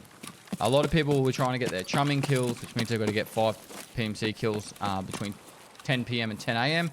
And there's also another task to kill 50 players or 30 players inside the mall. That's a lot. It's called Long Line. Then you got Shooter Board in Heaven on top of that, and then people trying to farm Killer. It is spicy. It is very spicy.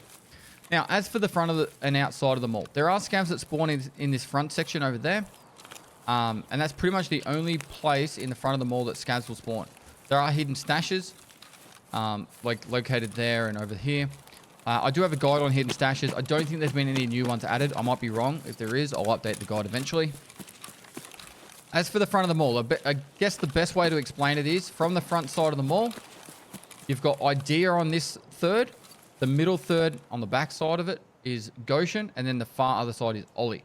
If you're trying to learn this map, besides obviously doing this guide, the easiest way to understand the map is work out that this is the center entrance right there. That center line that goes through the middle of the mall. Just work out on what side of that you are, and then you should have an understanding on where you are on the map. Sounds simple. I'm sure you'll get confused. Now, there is a basement level or a parking lot level down the bottom. So I usually just call that like underground. And then as I come up, I call this ground floor or first floor or whatever you want to call it. All right? I don't know how you Americans do it, but this is first and then top floor. As for this, for Idea itself. Oh, sorry, I missed the pharmacy.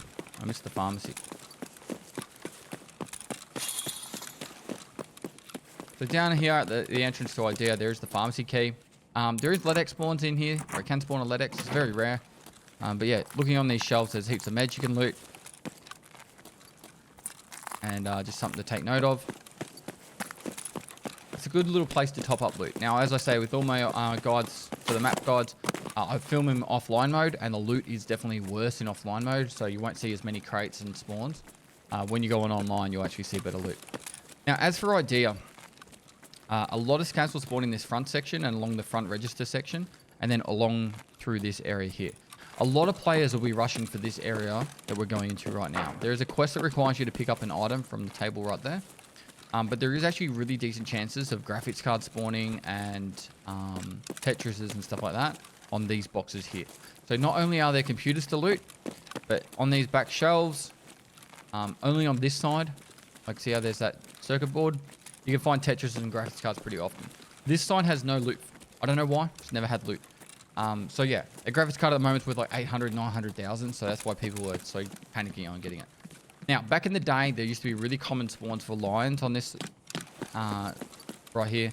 And then pretty much, I'm not going to go through them just because they're not very common anymore. But any shelf that looks like this, so there's one there, there's one just over there, and then on the other side of this wall, there's another one. And then there's some shelves a little further down. Unblocked, I think. So that there. All right, looks like I'm showing you. Ah, it's here. Inside the shelves here. And then on the back side of this wall, there's another shelf. That can all spawn cats and lions. It used to be super common. But yeah, not so much anymore. I once collected like 830 cats or something. It was the most amount of cats you could fit in the stash before you could have thick item cases and stuff like that. I filled my entire stash up with cats. And then they wiped the next day. Just a bit of Pestily lore history. That's how bored I used to get playing this game. What am I going to do this wipe? I'm going to collect 832 cats. So there was a video on it. Alright, so power station. Now, there's are some extra areas of the map that require you to have the power on. So that's why we're heading here nice and early. So then that way we don't have to worry about being able to get access to certain things.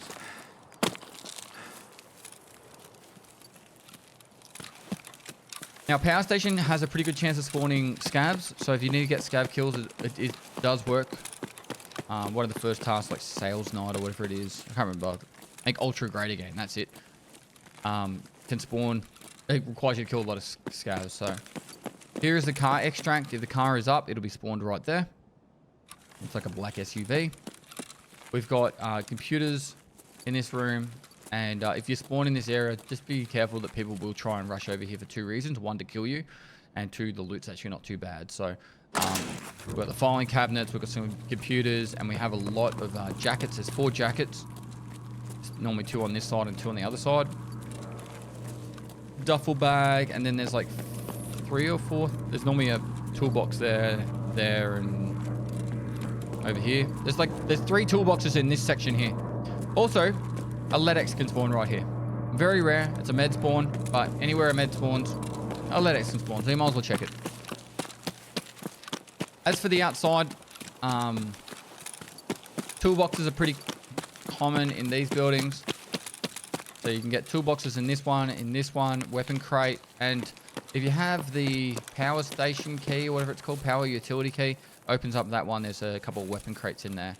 There is a hidden stash on the other side of the blue fence down that end as well. All right, now that we've done Idea and the power station, we're going to head towards Goshen. You should be able to follow me along in offline mode. And just pause the video as you go if you need to find like more information or want to explore a little bit more.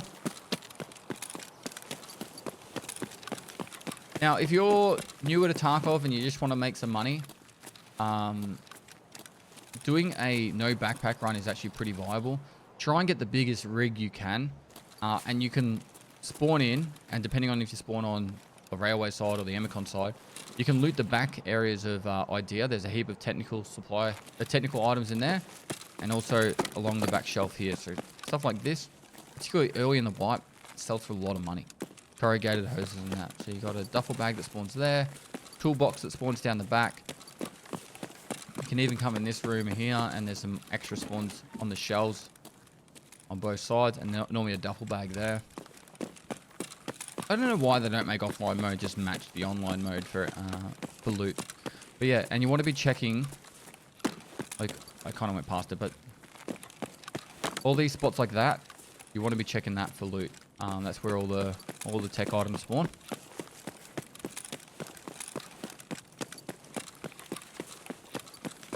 And they also spawn along the back here. So if you want to just get a nice cheeky money run in for interchange, I would highly suggest that looting these back shelves, taking no backpack, can be quite profitable. Earlier the wipe, the better. But to get down to the no backpack, there's 2 options. 1, you run down this way. You can just vault over this, run down that, and it's literally that corner right there. So behind that container, you can extract there.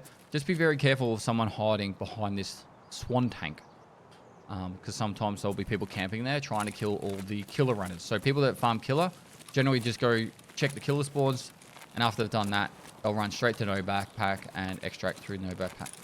So that's normally, they do that so fast. I'm talking like within 10 minutes, they're normally out of the raid. Even when he is up, they'll kill him within 10 minutes and get out. The other option is to go down this way. You can just follow it around and go underneath, and you can turn left and right and go through the basement. Now, along all these shelves, there is plenty of barter trade items and tech items you can loot. I think it's worth actually showing this far end.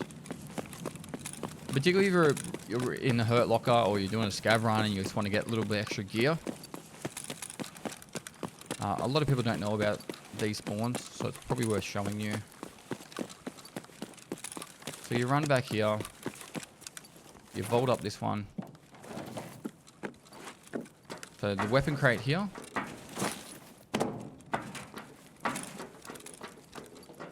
I might just have to go this one. I think you can just run across this, but another weapon crate there. And then there's more in this one. There's usually a weapon crate there and potentially there. and also on top of that box there. So there's like 5 weapon crates very close to each other. And if you're trying to get an extra gun or 2 and you're a bit down in loot, it's a pretty safe area to loot. The people running to Emicon are generally not just running straight past here. You might have people running doing the loot down the back of here.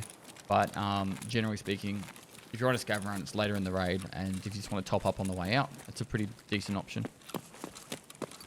Alternatively, you run in through this door here, back into Goshen. And if you're after car batteries, this is your car battery spawn. So along this wall here, along this whole wall here, and then along this wall as well, you can get car batteries. They'll sometimes spawn a little bit like warped into the ground between the shells as well. So car batteries and spark plugs spawn there. As for the shells all through the mall, or through Goshen, there are food spawns. Before I go down to show you the actual biggest area of food, you definitely need to check these shells every single time you go past them. So you go across like that, you go across like this, and what you're looking for is gold chains and bitcoins. They're literally the only things you'll see. Oh, and chainlets.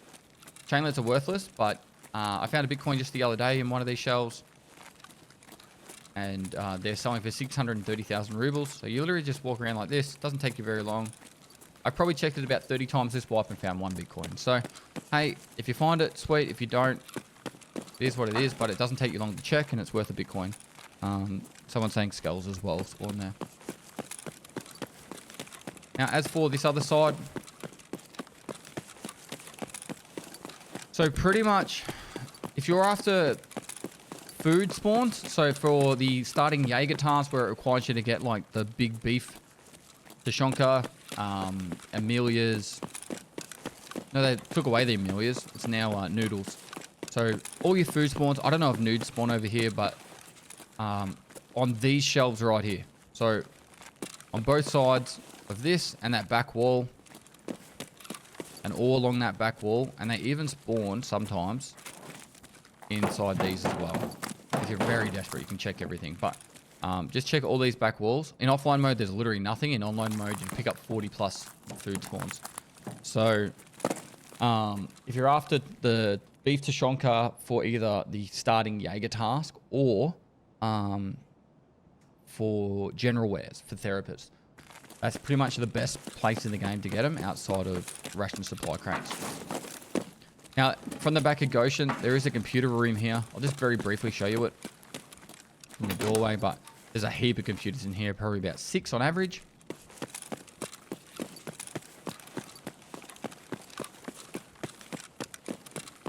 I'm going to go show you the center line of the mall.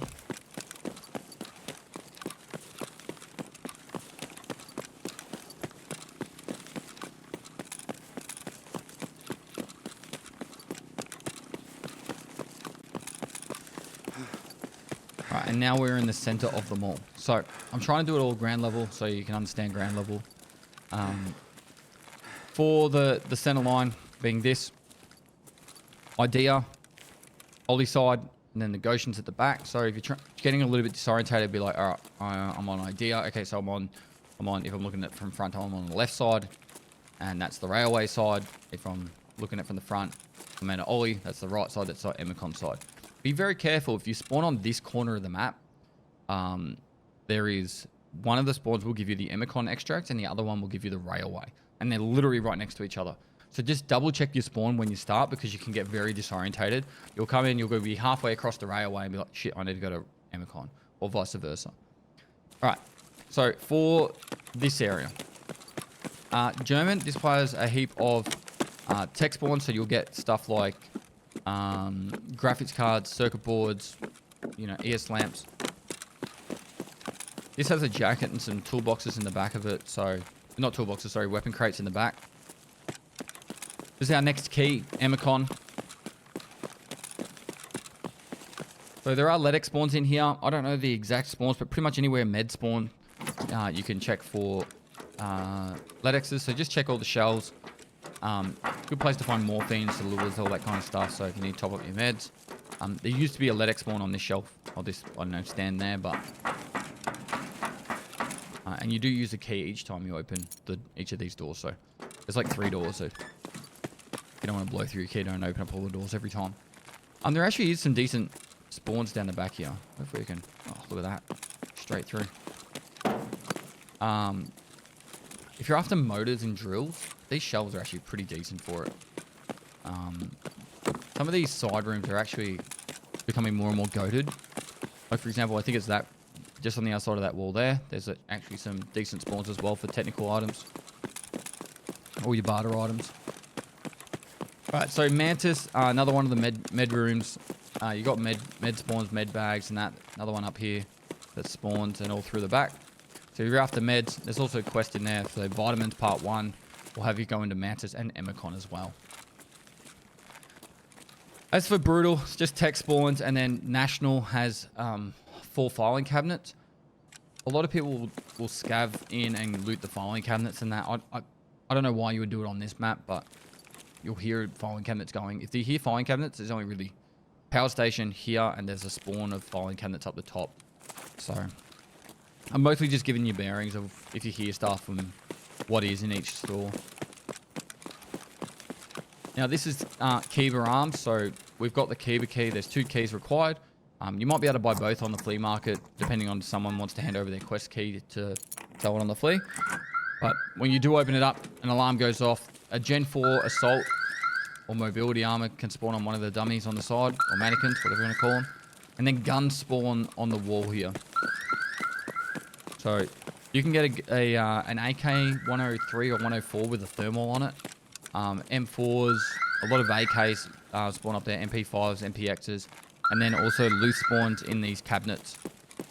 If you hear that alarm going off, someone has obviously opened up Kiba, but there is a way of turning off the alarm as well. So this glass is bulletproof. So if someone's on the other side of it, they won't be able to shoot you, but that could change. Some wipes it's been bulletproof, other wipes it hasn't been. I'm gonna go this way.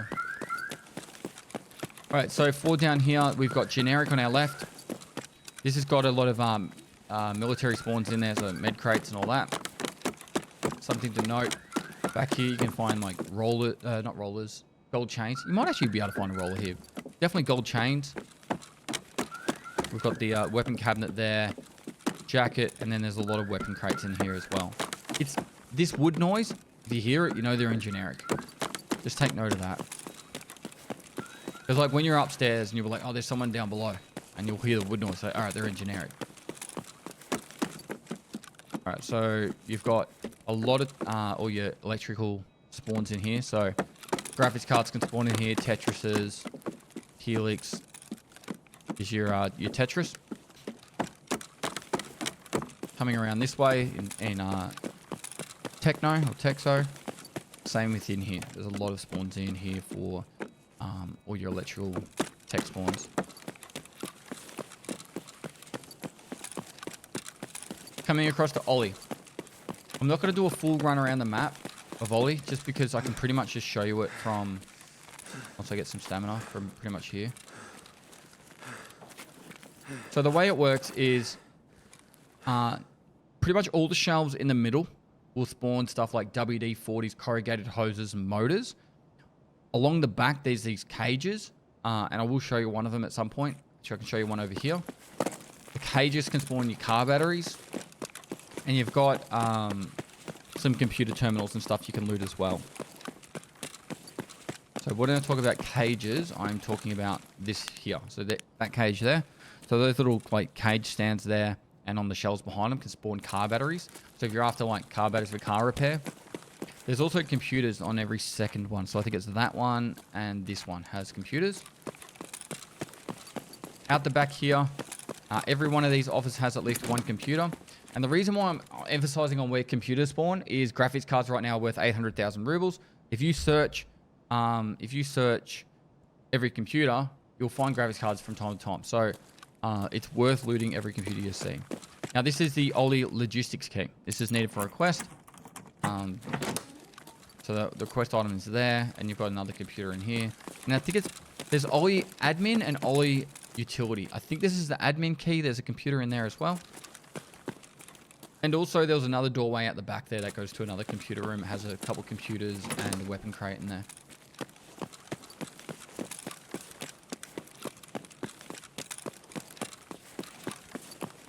Now, as we go upstairs, there's not a lot of things to show you upstairs. I don't want to just be running around the map non-stop, but for Tech Light, there's a lot of technical spawns, electrical spawns in here. So all your computer parts and G phones and graphics cards and all that, gas analyzers, you'll need them early on. Ultra Medicals on this side. It used to be one of the most prized keys in the game. So you got your med spawns on the outside, but you also have your med spawns on the inside. You need the key, so you need the power on to be able to open this door. Once it's open, usually you'll find your LED X's on the sides and your defibs and your ophthalmoscopes. Not very common anymore. But hey, I think I saw someone that said they did 40 uses of it and didn't find a single one. Now, whilst I'm running around, I'll speak about the scav boss for this map. His name is Killer. He is very deadly. He has a helmet that has very high armor value, and his body armor is also very tanky. So he also shoots like a laser beam across the map. So if you hear him, you need to run to cover. The best way to kill him, in my experience, if you have a gun good enough to kill him, is you run to a door after he aggroes, you shut the door, and you wait for him to run up to the door, and then you just spray him as he's at the door. All right, and then if you spray him a little bit and he's still going to kill you, you go back to another door and you just pray that he doesn't teleport through the door and kill you. But yeah, that's pretty much my tactic on killing him. I'm very consistent with it, but he's also very brutal. I'd say I'm probably about a 2 out of 3 or 3 out of 4 survival rate on him, if I'm ready to kill him. He's one of those bosses that he can just sometimes catch you off guard even when you're looking for him, and he'll just kill you straight away. Now, the only reason I'm coming over here is this room here is, I guess, underappreciated. There is med spawns throughout all these shelves, and anytime there's a med spawn, it means a LEDX can spawn. So it's not going to be super common that a LEDX will spawn for you, but just be careful or be wary that or understand that you can find a LEDX in this room too, and on this table here, and obviously there was that computer there as well. So it's worth knowing about it. Go past it, check it, you never know. Also, if you run low in meds, it's also nice to know where all the meds spawn on the map. Now, running over to the burger spot.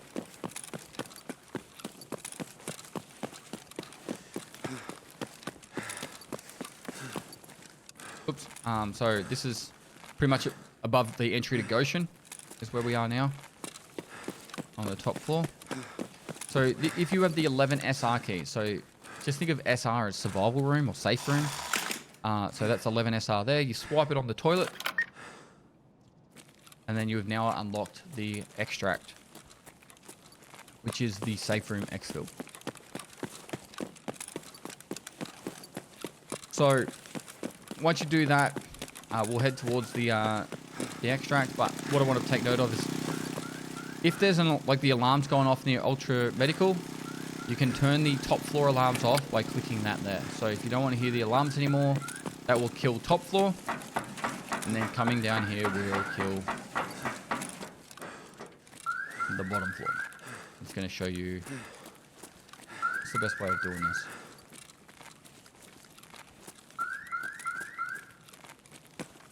Now, the fastest way down to the safe room as well is you come down this escalator, you turn left, and then you go through the hole in the ground, and then you turn left again. If you want to keep up to date with what the best keys are, I have a priority keys video in the new player playlist. Shows you where which keys are the best for each map, and also shows you how to use them all and all that. So gives a better explanation there of every key. But also, if you're wanting to know which keys to keep, there's an image that we update that has all the keys on them. So you can just keep up to date by checking out that image. You can go to my Twitch stream to !keys, and that will show you that list too. All right, so in this room, there's a heap of computers. About 6 or 7 computers can spawn. There's the triple stack there. You could sometimes have one there. Another one there. Another one on this side can spawn.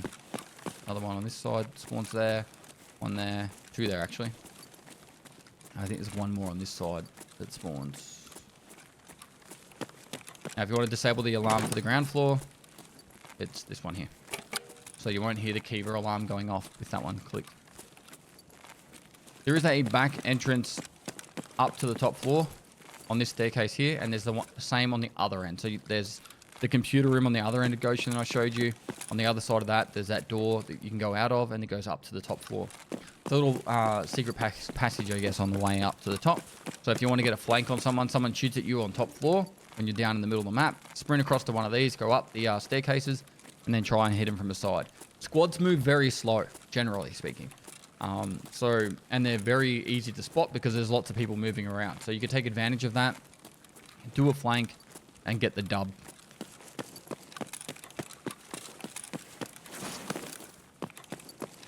Alright. I should have showed you that before, but I also wanted to show you the alarm on, so at least you can understand having the alarm on. Going down here, we're going to turn to our left. I'll take you down to the safe room so I can show you that.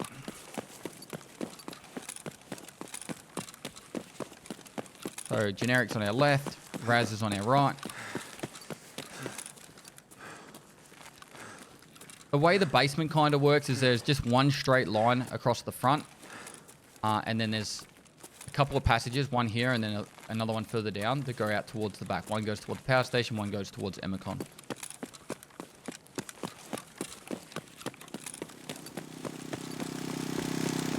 So this is the safe room. Just be very careful that someone could be camping it. If this door is open and you're a scav, if you flick this right here, you will just lock yourself in here. You will not extract. Unless they've changed it, you will be stuck in here and you will die. So if you see this open and you're a scav, don't go in here and flick the switch. Camp it for the player that's running out of it, but don't flick the switch. Alright, gold spawns can spawn on this bit. You've got your weapon crates and parts. You can get moonshine and whiskey that spawns on this shelf, and there's another weapon crate there.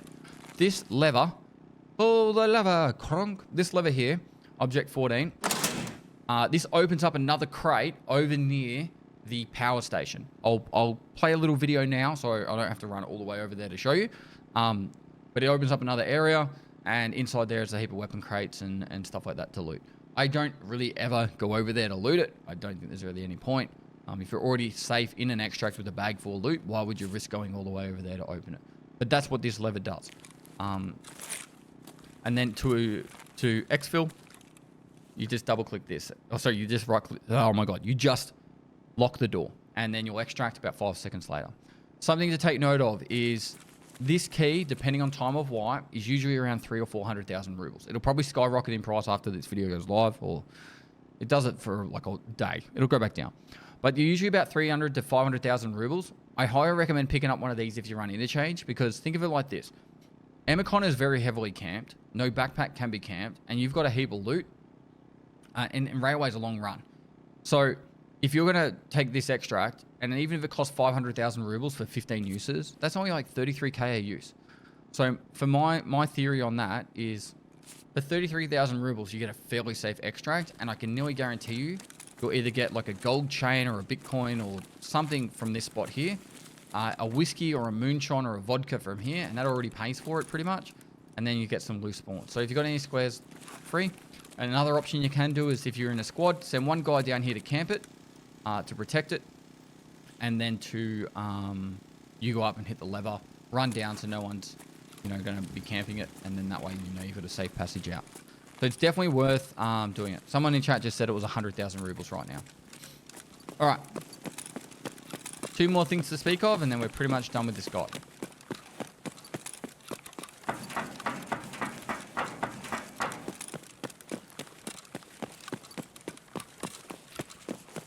Coming out this way, so Ollie can be pretty brutal with scavs. And Emicon extract is very brutal just in general. So just take note of that. A lot of people, it's trending more and more for people wanting to extract camp stuff. So doing your best to avoid certain situations can save you a lot of pain and heartache in the future. So inside here, there is a computer room right there for you. And inside this one, there's 2 more doors there for you with probably about 10 computers combined. That passage at the back of Goshen that I told you about, where there was 3 or 4 weapon crates that you could loot, that's just right here. So when we ran down the back of Goshen, that's where the weapon crates were. Now, out the back of Emicon, some things to take note of is people can camp on top of here. You can also jump across on top of that and run all the way down here and hide anywhere on the top of this and snipe people. So if people are trying to get the Shooterborn Heaven task done, Tarkov Shooter task done, be wary of that. And then that is the Emicon extract all the way down the back. Try to get a better view.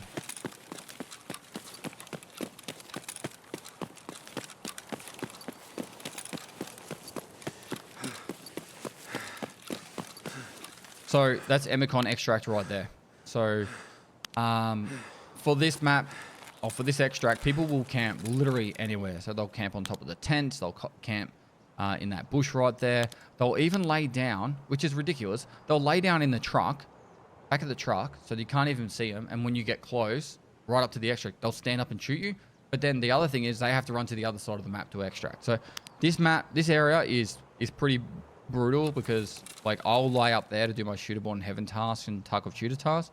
So you got people that will snipe you from the top, and then and then they'll be camping you on the extract too. So that's why I'm saying 11 SR is good to go.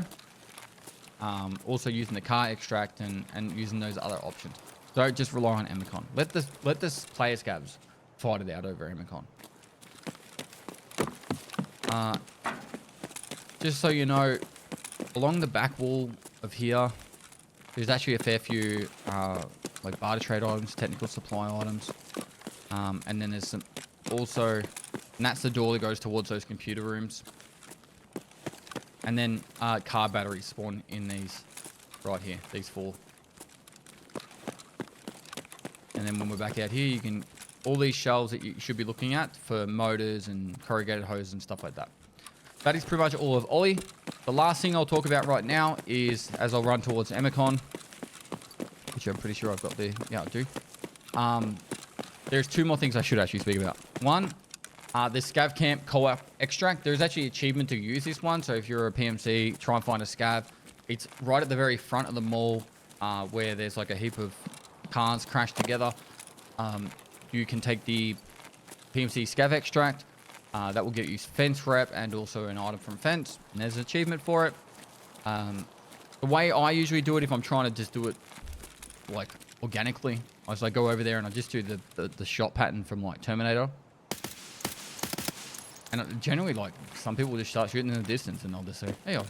And double tapping O, if it's green, it means someone's standing in it. For the Scav Camp Co-op, not for other stuff. Like, safe room goes green the second you put power on. The other key that I didn't show you, but I'll show you in a video now as I walk over to Emicon, is the 21WS key. So this key, it's generally not very expensive. I think I just paid like 50,000 rubles for it. If the power is on, and you're the kind of person that likes to run around the outside of the map, doing like hidden stashes and stuff, something pretty safe, the 21WS key opens up a shipping container on the, I don't know, the wall of it. It's like the Emicon wall down towards the front. So front left of the mall, there's a shipping container you can open up. And inside there, multiple people have done videos on it, opening it up 15 times and calculating the loot. Generally speaking, you'll make between 100 and 200,000 rubles every time you open it.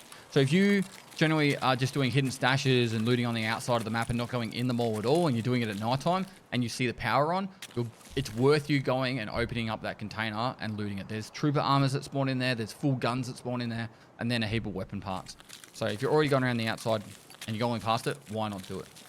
Anyway, that is the Emicon extract and the interchange guide. Hopefully that's been helpful for you. There is plenty of new player guides coming out on the new player playlist.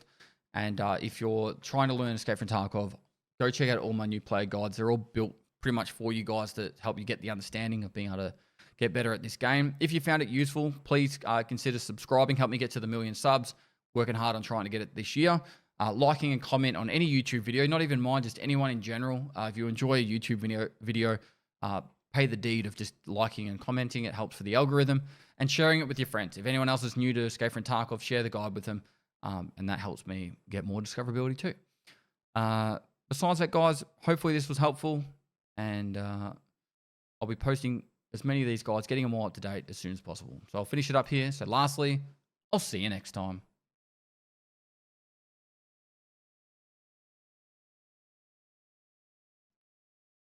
All right, unpause that. And it's Google 2 Top, thanks for 31 months. 3 Friend Bruder, thanks for 5 months. Seffi TV, thanks so much for 20 months. Papa Long 99, thanks for 38 months. Roto Dap, thanks for 12 months. Keith, thanks for the 48 months. 4 years, dude. I love your title saying filming like you got a projector out cranking something, cranking away. Maybe I am. GG 55, thanks for 10 months. Snottington 54, thanks for 20 months. Waka Kaka, thanks for 22 months. Cooked Basil, thanks for the tier 1. Desert Fox, thanks for the 17 months. That should have us up to date.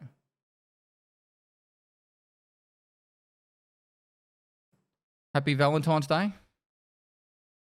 Happy Valentine's Day.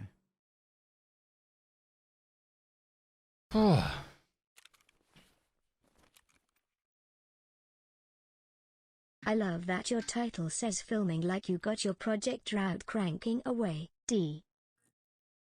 Yep. Guys, if you haven't subbed to my YouTube channel, please do it. Please consider doing it. My objective is to get to 1 million subs this year, and I don't care what I have to do it. I'll start an OnlyFans if I need to.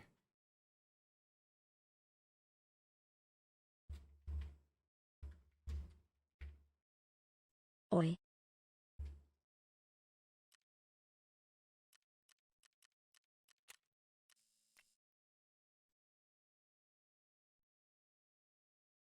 I don't know how starting an OnlyFans would help me get Interchange best map.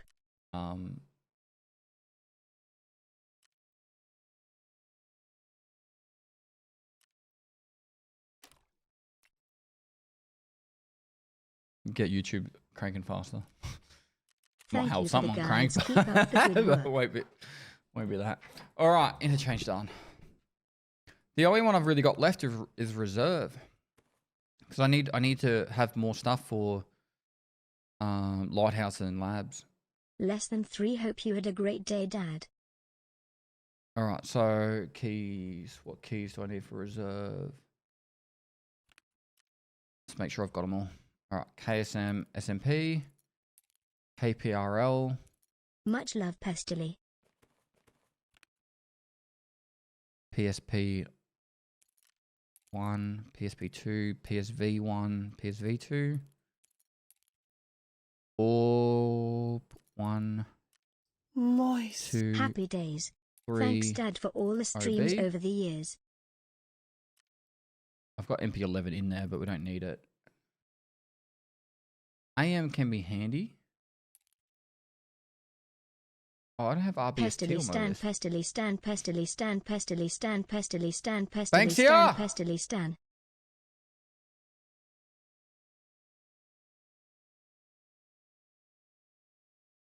She's not there. I guarantee she's playing League of Legends right now. Where the fuck is she?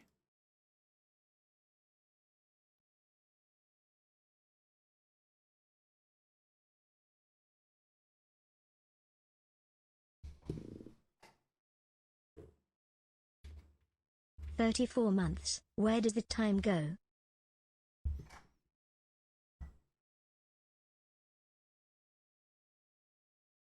Alright. How much are the marked keys at the moment? I'm not going to buy them. RB-BK.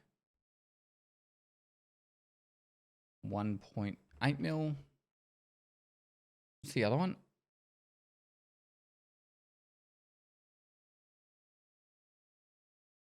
AO. There's AO and VO.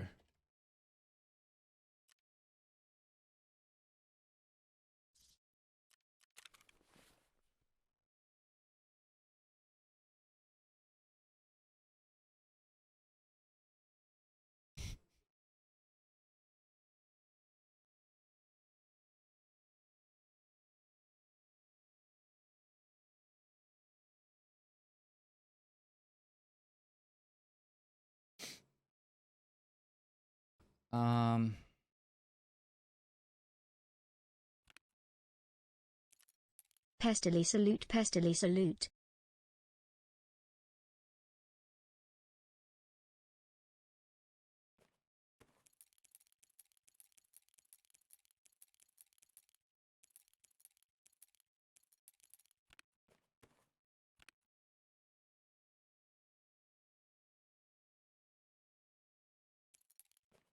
Cool.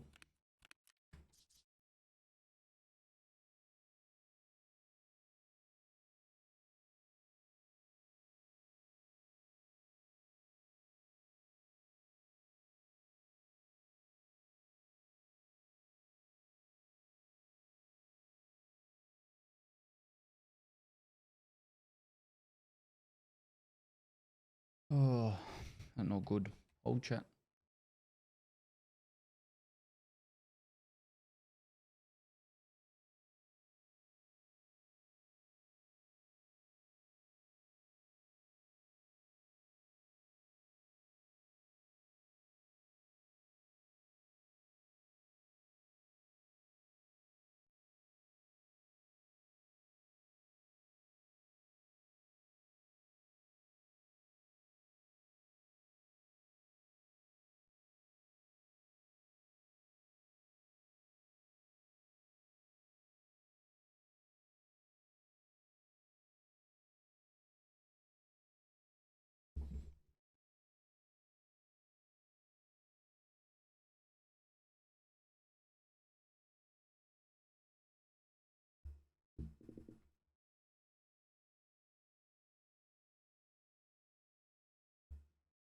Hi.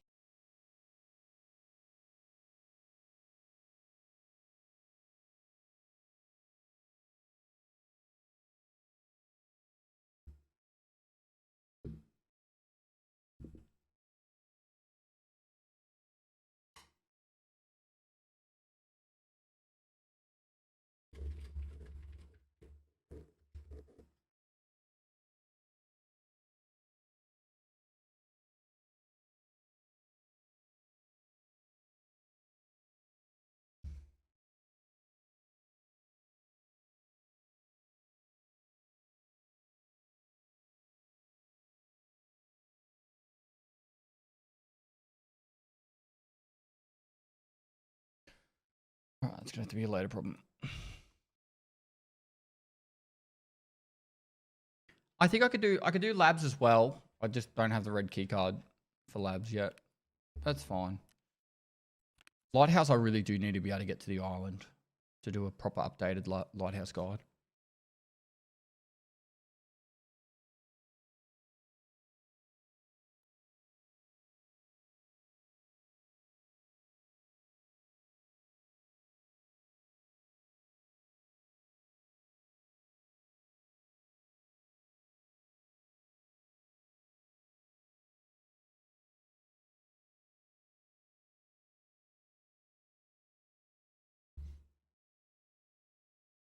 Just use hacks to fly there. Simple.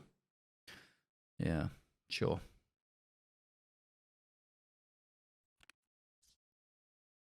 We'll do reserve now. Don't need that. Paracord would be nice though.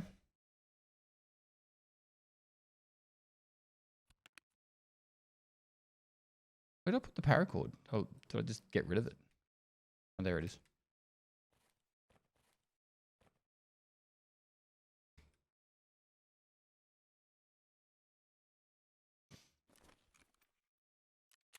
Scav run to break it up.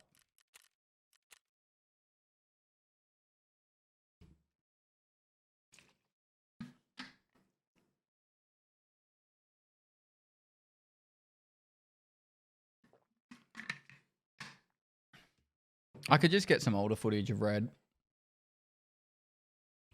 I don't think Tube would be willing to buy it. He's probably the only person I know that has the money. I'm so close. Like, I'm like 7 mil away.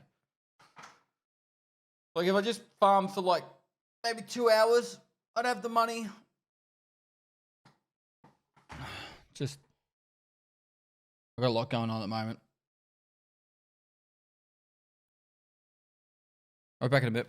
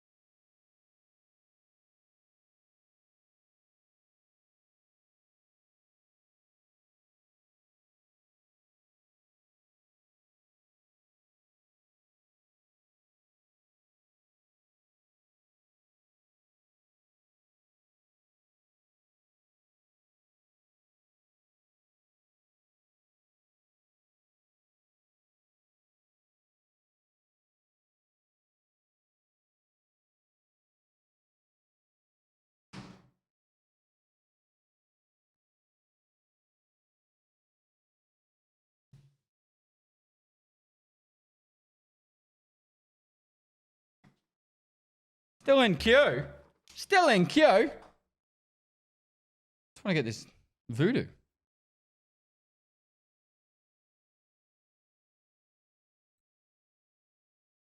I got a phone call. Take.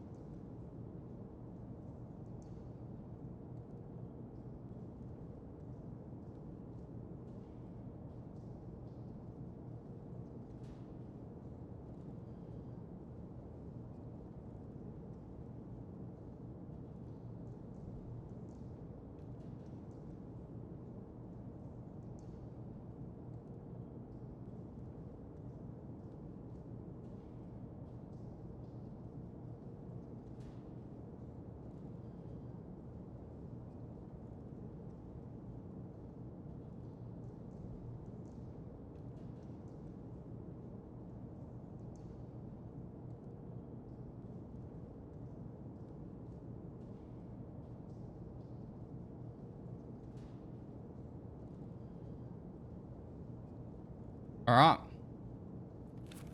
Oh, red flag. Gonna be one of those days, chat. Lots of interruptions, but we've got a lot of working parts happening in the background at the moment. I'm in factory. How am I meant to use it in factory, bro? What is the best map to use a flare on? Actual legitimate question. Woods? Why? Oh, you pop it near the extract.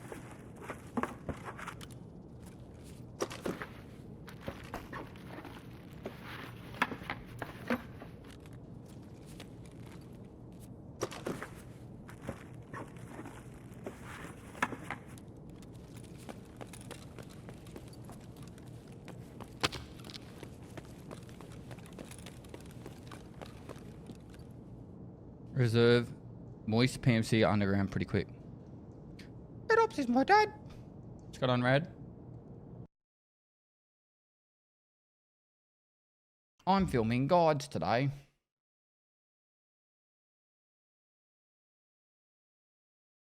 Interchange, pop it on the way to power. 10 minutes left. Loot the flare. Turn on safe room. Loot key bar. Extract safe. In theory, yeah. But like, you're dreaming, right?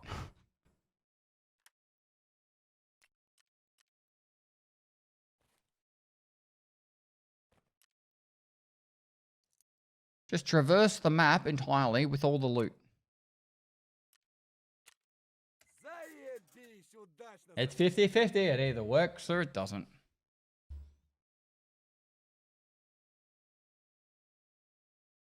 B Bucko 8. Thanks for 7 months. If your aim is good, it could work, but you'll be swarmed by player scavs. Yeah. I don't think I've ever popped a flare on interchange and not had at least 3 player scavs come to the drop.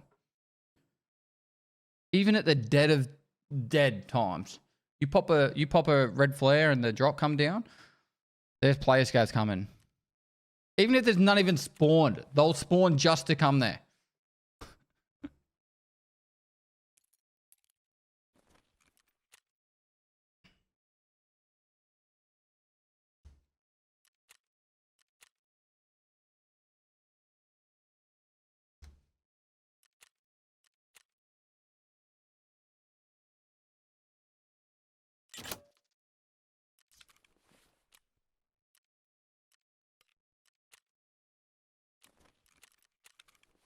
All right.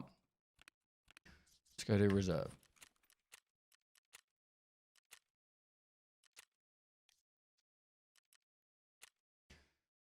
Recording.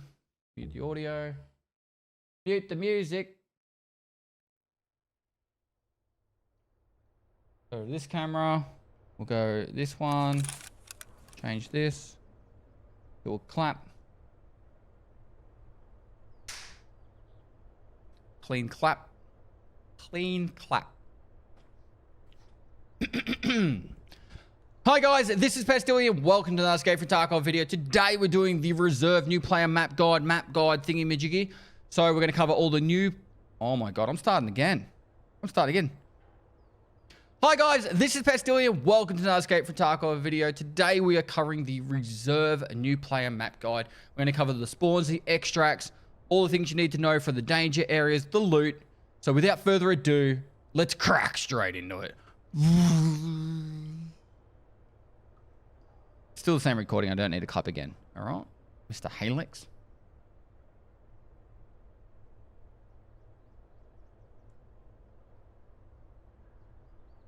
All right.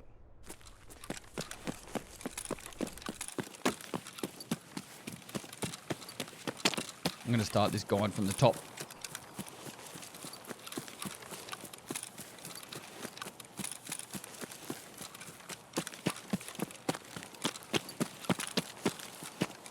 I'm telling you, I need those sound effects in the main video.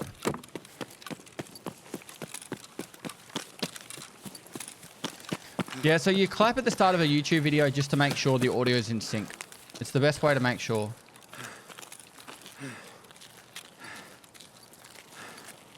Oh, we're still got to do the woods guide too.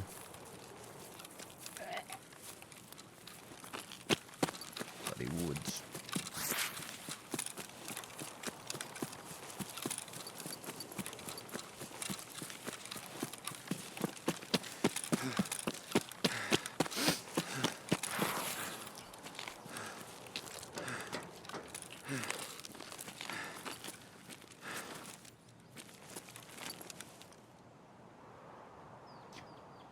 right, so for reserve, this is the reserve map. I've tried my best to get to a location. I can show you a bit of the map overview.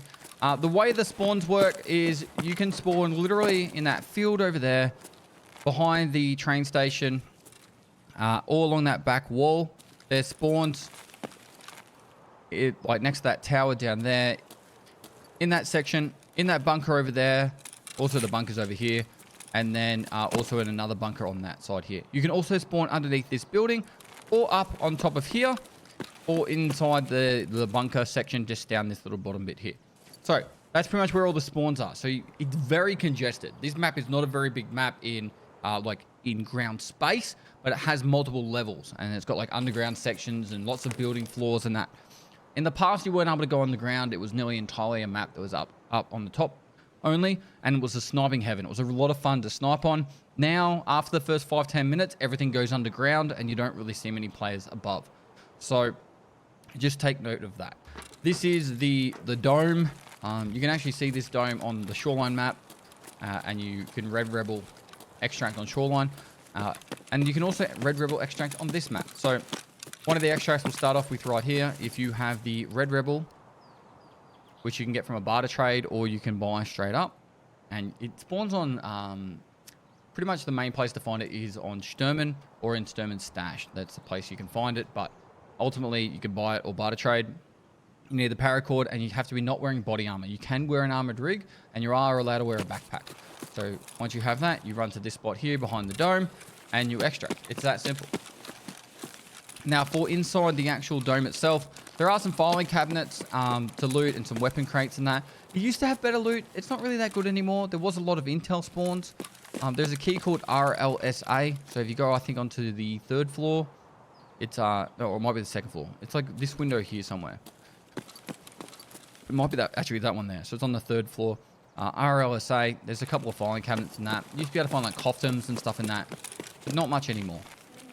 Now, for these buildings at the back, there's the safe and then the filing cabinets. I'd highly recommend having your keys in a docs case for this map, or have them inside like a key tool in an empty docs case, because there is a lot of filing cabinets, and you'll find stuff like tech manuals and diaries, and labs key cards, access cards spawn in this map as well. And then also you have the safes as well. So if you loot in the safes, a lot of items like GP coins, Bitcoins, diaries, all can get dropped off into a docs case. So it's worth holding on to that. Now this is KPRL. Okay, yeah, KPRL. There's 2 more safes in here. So there's one up the top of this, and this is why you should have the docs case. You know, your cash can go in there. You got your teapots, cats, and there's another safe over here. A intel spawns on top of there as well, and you also have like a weapon crate and that in there as well. So yeah, sash drive can spawn, go in there. Bam, it's a guaranteed like 40k. So yeah, on top of there can be an intel spawn, and there's also another intel spawn right here. I'm not going to show you all the intel spawns because they're not very common anymore, but it's just good to know. Now, if you're actually a little bit cluey, you can prime this up, and then you can pay attention to people running around, and you can actually learn the actual point of aims to get people. But it's very easy to snipe someone that's on it if they start shooting. Now, I kind of want to go around the left and then finish up over on the right-hand side, and then go underground. So I think we can come to the agreement. This is the Queen building right in front of me.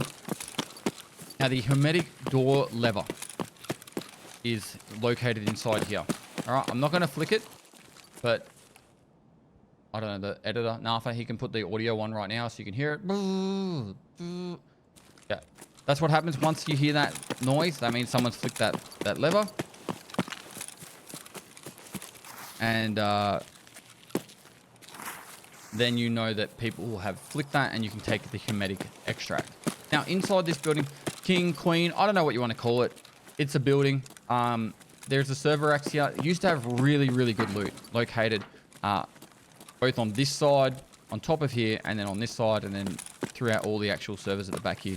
Graphics cards still spawn and all that kind of stuff. Kind of gone to shit now. Reserve used to be one of the best maps for loot. Now it's middle tier at best.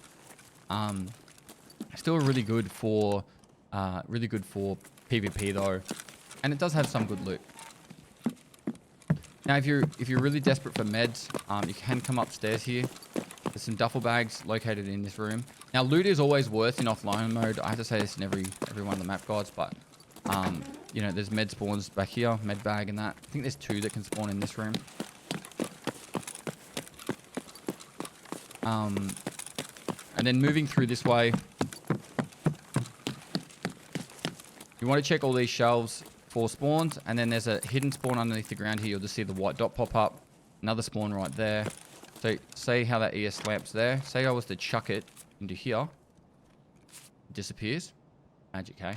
So yeah, there could actually be items there, and it's the same with the floor here. So bam, disappeared. So sometimes you'll find like Coftoms, Vertexes, might be just like a CPU fan or something, will be located right there. So magical powers. Inside here. So this building, I won't go up through all the floors, but there is an intel spawn that's there, filing cabinets here, and there is some more electronic spawns inside this room. If we were to go upstairs, there's on the next floors up, there are some more filing cabinets to search and some toolboxes. And then same with this room, there's toolbox spawns that are located here. Like another one there. There is a way downstairs into the bunker, which I'll show you later.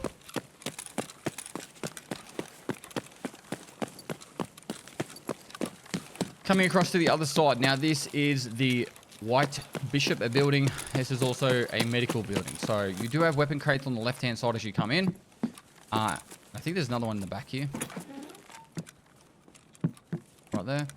But you're mostly coming into this building for meds or going underneath into the bunker. So all these rooms here that look like this have med spawns. They were located back here on the call them the trestle tables? No, not trestle tables. They're stretchers. We'll call them stretchers. So yeah, check all these spots for med spawns. If you're early in your playthrough and you're looking for saloons, quite good for that. And you can find them on all these things and all these tables as well. Coming upstairs using our next set of keys. So I think this is SMP. And then the next one is KSM. So SMP, there's meds along the shelves. You also need this for a quest. That's why the key can be quite expensive. And then same with this one here. This is the KSM, I believe. Yep, this is KSM. So also got med spawns and a duffel bag that usually spawns there. You can go on the roof. Now, when the snow was here, this was amazing for sniping. Because these trees had no leaves and you could see straight through them. And I got all my shootable and heaven kills on top of this roof very quickly. Now that the trees are back and the green leaves, I kind of wish the trees would just die. So then that way I could actually snipe again from top of this building. There are some weapon crates up the top. But on this end, there are some more med spawns here in this room and along this shelf. And you can actually get a lot of people running across this field early in the raid. So if you're very fast here, you can actually get in here and get some easy kills. Now, going back through this way.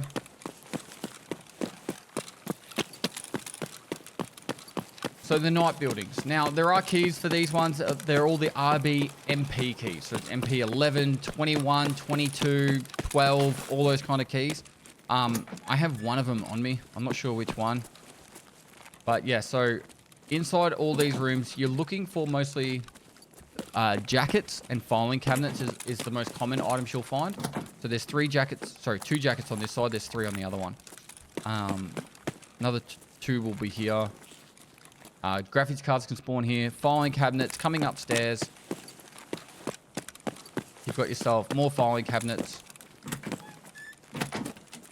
And toolboxes. So toolbox there. Jackets. Filing cabinets. These are both locked. So I've got this one. So depending on which room, some of them can spawn tank batteries if you're after the tank batteries for regulated materials. I don't really stress about doing that anymore, like trying to find one in raid, because you can get the tank battery for regulated materials off Kaban, the boss of Streets. So when you get that quest finally, you get the tank battery. But yeah, you can actually also get, I'm pretty sure it's this room, you can get a fully modded AK, which is kind of nice.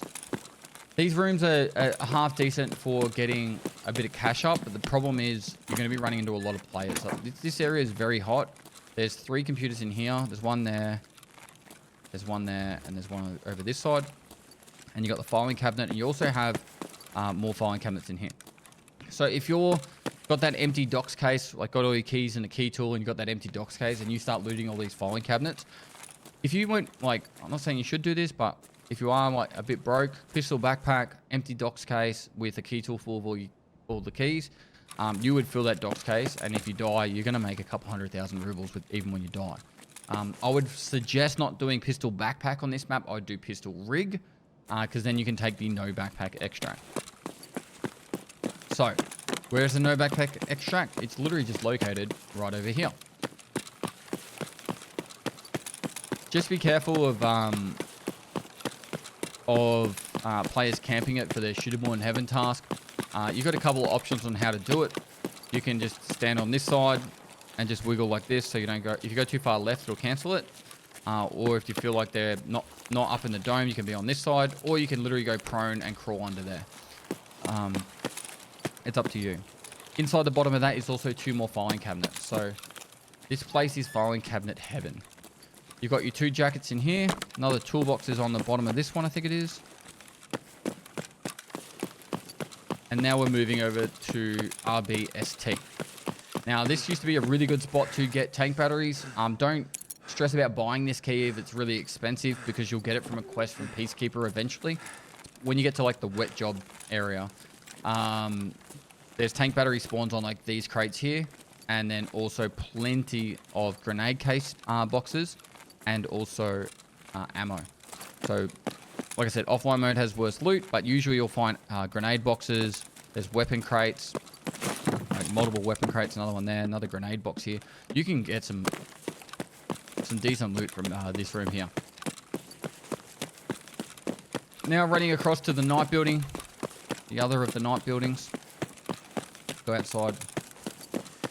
So the scav boss for this map is Gluha or Glucker. I like to call him Glucker.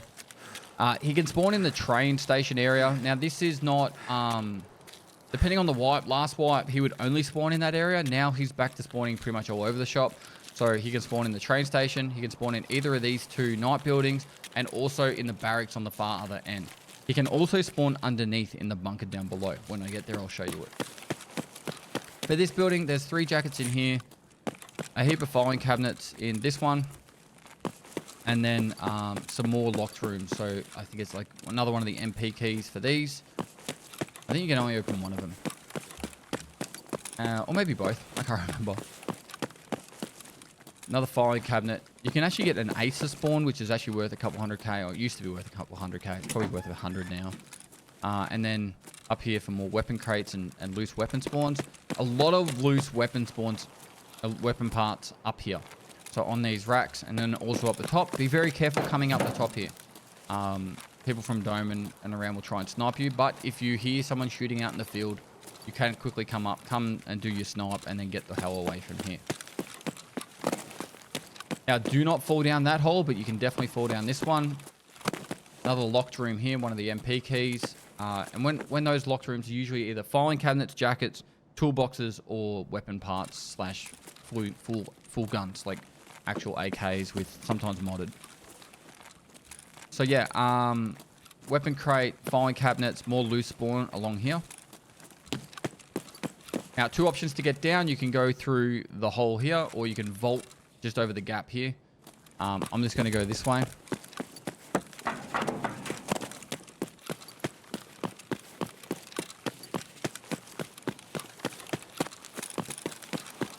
Now, to go down into the bunker, you've got this option of a doorway here.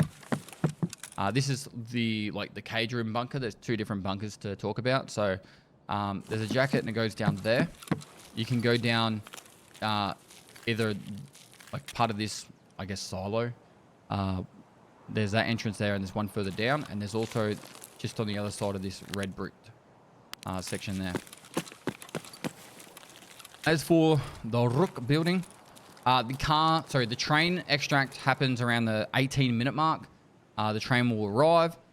You'll be able to board the train and then leave. It leaves about 7 to 10 minutes later. and you'll hear the train horn. So it'll blast its horn when it arrives. It'll blast its horn when it leaves in 1 minute, and then yeah, after that. So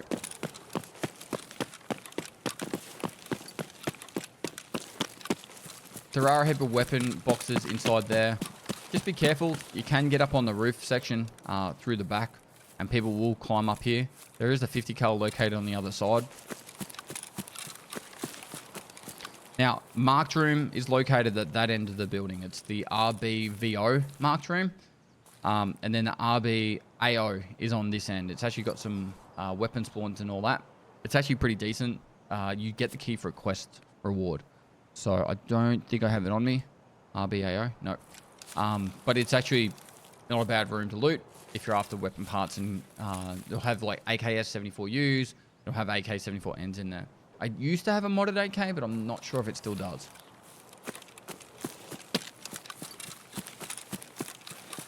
Now, a marked room can spawn anything from docs case, key tool, injector case, dog tag case, ammo boxes.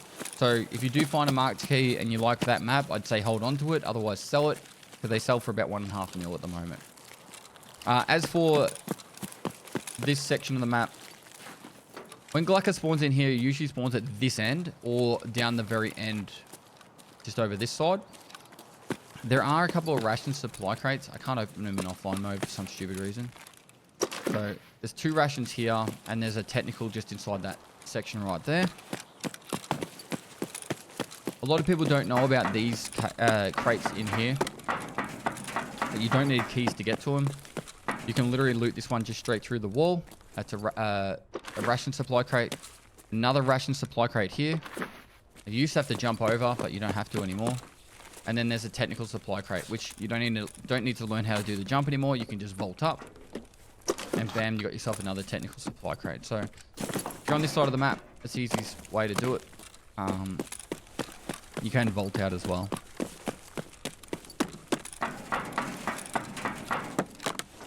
Now, down for underneath, you've got the bunker cage room. So, these keys are the RB, PSV 1 and 2, PSP 1 and 2. I'll have an image pop up on the screen to tell you which key opens up which cage, but ultimately you should just get all 4 of them if you're going to come down here. So I don't actually know which ones off the top of my head. I'll just buy all 4. So this one is primarily ration supply crates in this one. So there's a technical here, and there's a med just on the other side of that, and then there's like 5 ration supplies in that one.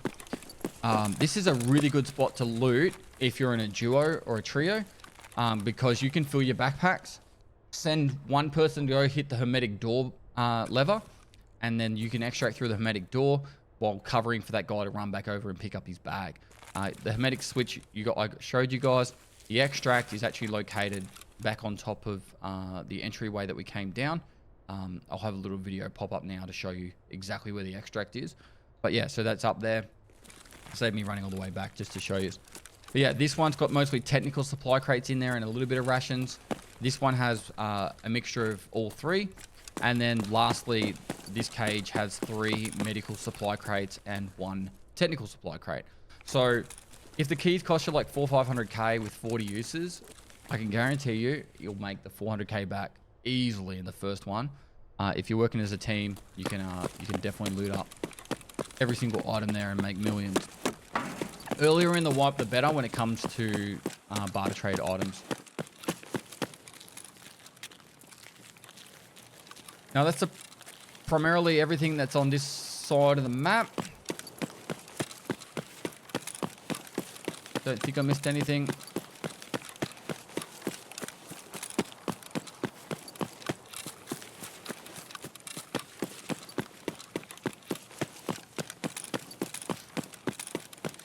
The train should be arriving soon.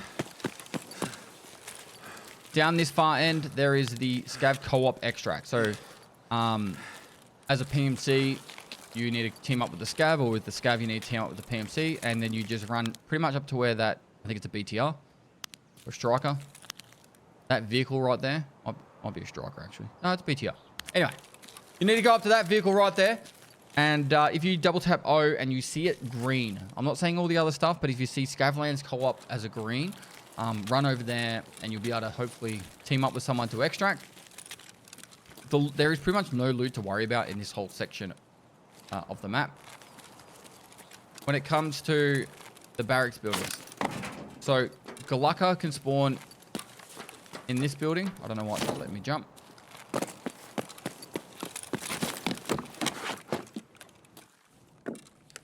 So Galaka can spawn in this building on any of the 3 floors. And he can also spawn... he usually spawns on the left-hand side of this building over here. So just be careful if you're hearing a lot of gunfire. Look, I'm talking heaps of gunfire. It's usually Galaka with 6 minions. Just be wary of that happening. Because there's probably a team of players or a player trying to fight them all. And there's a lot of gunfire going down to kill them all. So for this building, there is pretty much loot on every floor. It used to be one of the most valuable, like reserve used to be off its tits when it came to loot. Like graphics card spawns, Tetra spawns in this room. I haven't seen them anymore. Like I don't run reserve a lot anymore, but along here it'd be technical spawns. Like when I say technical spawns, I mean like costumes, all like your military cables. I'm trying to think of the other ones. They would all vendor for at least like 30,000-40,000 rubles each. So they're just not there anymore, unfortunately, like GPXs and stuff.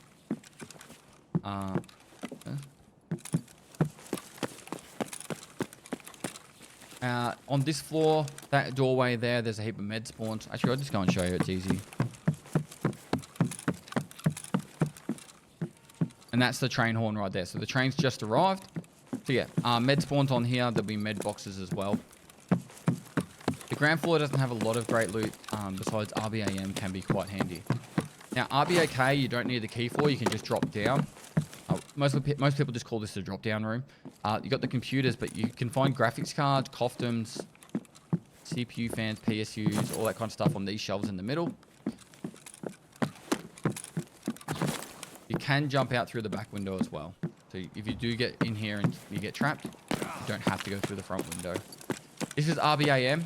It's a quite handy little room. It's got a couple of toolboxes, has an intel spawn on the chair, just right there. And if you're after kappa items, this used to be a really good place to get fire steels and fire clean gun lube and stuff. So weapon parts and jacket. There used to be a lot of toolkits would spawn in here as well. Now for these buildings, I'll probably just show you one of them because I don't like it. They're pretty much mirrored, but I'll explain to you how they work. So this side down the bottom is where Gluhar will spawn. On the second floor, on the left-hand side here, there's a lot of med spawns. Like if you're after Saluas and morphine and that kind of stuff, there's a lot of med spawns here. Unfortunately, LEDXs do not spawn on this map, or at least at this stage, so you won't be able to get any LEDXs. Now these cage rooms that look like this, they're called orb. So there's this building and that building has them over there. You can find full AKS-74Us and AK-74Ns in these. A lot of weapon parts that can be quite valuable, like 60-round mags and stuff. And if you see a mag like this, unload it, and sometimes it can have like 995 in it and stuff like that. So some really good ammo. So keep an eye out for that. You've got the filing cabinets there, and a lot of these buildings have filing cabinets and weapon boxes just sprawled out throughout them as well. So it can be quite valuable to check them out. This is RBOB. This is all we needed for a quest, but it used to have an intel spawn on there and gold chains that would spawn in here. I haven't seen them in forever, but just be wary that, you know, they used to, so maybe the spawns will come back. And then we have another orb room in here. This one isn't locked. So AK spawns, filing cabinets, ammo. Ammo now is actually quite... the good ammo is quite hard to get outside of raid. So if you see those little ammo boxes sitting around, you can even find like 120 rounds of like 995 now, and some like BP and BT ammo. You can actually get a lot of really good ammo. As for the rest of this, I wouldn't stress too much about showing you inside this building, but there's two more orb rooms on this side, and then you can loot weapon crates and stuff throughout the building. I'll go down and show you underneath. So if you want to go through the bunker, this takes you down into the bunker section. I want to show you the marked room first. I think this one's RBTB. So in here is some weapon parts. On the right, there's an actual weapon rack. And in that rack has a fully modded AK spawn. So we're talking like it's like an AK, I want to say a 105, but it might be like a 74M.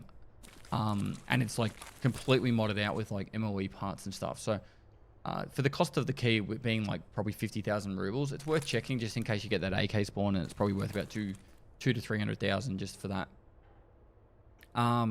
This is the marked room RBBK, going back to saying how it's got like docs cases, key tools, ammo boxes.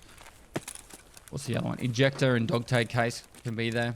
Now this is the bunker. This is where shit goes crazy.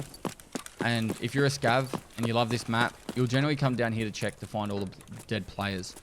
And hopefully some raiders will spawn. So we've got the supply crates here. So ration, I think it's ration, technical, medical, something like that. Or ration, medical, technical. Yeah, so this is the medical. And then that's the technical. If we go back down here, I know it's very dark. Hopefully Napa had made the overlay look nice and shiny for you guys, but I'll flick the lights on. Come into this room and listen. After you flick that lever, listen, and if you hear a voice line of a scav or like it sounds like a player as well, that's the raiders spawning in. If you are in a squad, have your whole squad come into this room. We're not 100% sure this works, but we feel like if you have your players spread out, the raiders don't spawn. But if if you are all in this room, generally speaking, the raiders will spawn. I feel like they don't spawn when your players are all spread out. Anyway, filing cabinets galore. So there's filing cabinets more there. Some weapon boxes as well. The weapon boxes sometimes like a little bit hidden. Another 3 more filing cabinets. There's more filing cabinets back here. 2 more there, 1 more there. An intel spawn is right here. Another one right here. I'll show you where the other intel spawns are real quick. If I'm not mistaken, there is another one that spawns inside there. And one that spawns on that table. So worth checking as you're going past. They're rare now, but they're worth 400,000 rubles just to look at, like as you're going past anyway. As for the rest of this area, when the raiders spawn in, it's pretty chaotic. Players will be coming from everywhere. There's also 2 quests that require you to come down here, maybe 3, actually 3. So there's classified documents where it's like pick up some documents. There is the bunker part 1 and 2. So part 1 makes you go inside where the lever is. Part 2 makes you go to all the entryways. So that's pretty much these doorways here. So you got to go to each of these doorways, each of the buildings. This is that building before that I told you that I said had come down. So you know how I showed you how the items would disappear, placing it on that little shelf. So yeah, they're all connected. And this is why a lot of the people don't fight upstairs anymore, and a lot of the fighting happens underneath. There is one other section of the map I do want to show you before we head towards the D2 extract. And it's located back up here. The main reason I want to show you this is it's really good for food task items. So, for example, if you're on the starting Jaeger task where you got to hand over the nudes and the beef and stuff like that. So you have a ration supply crate here. If we go upstairs,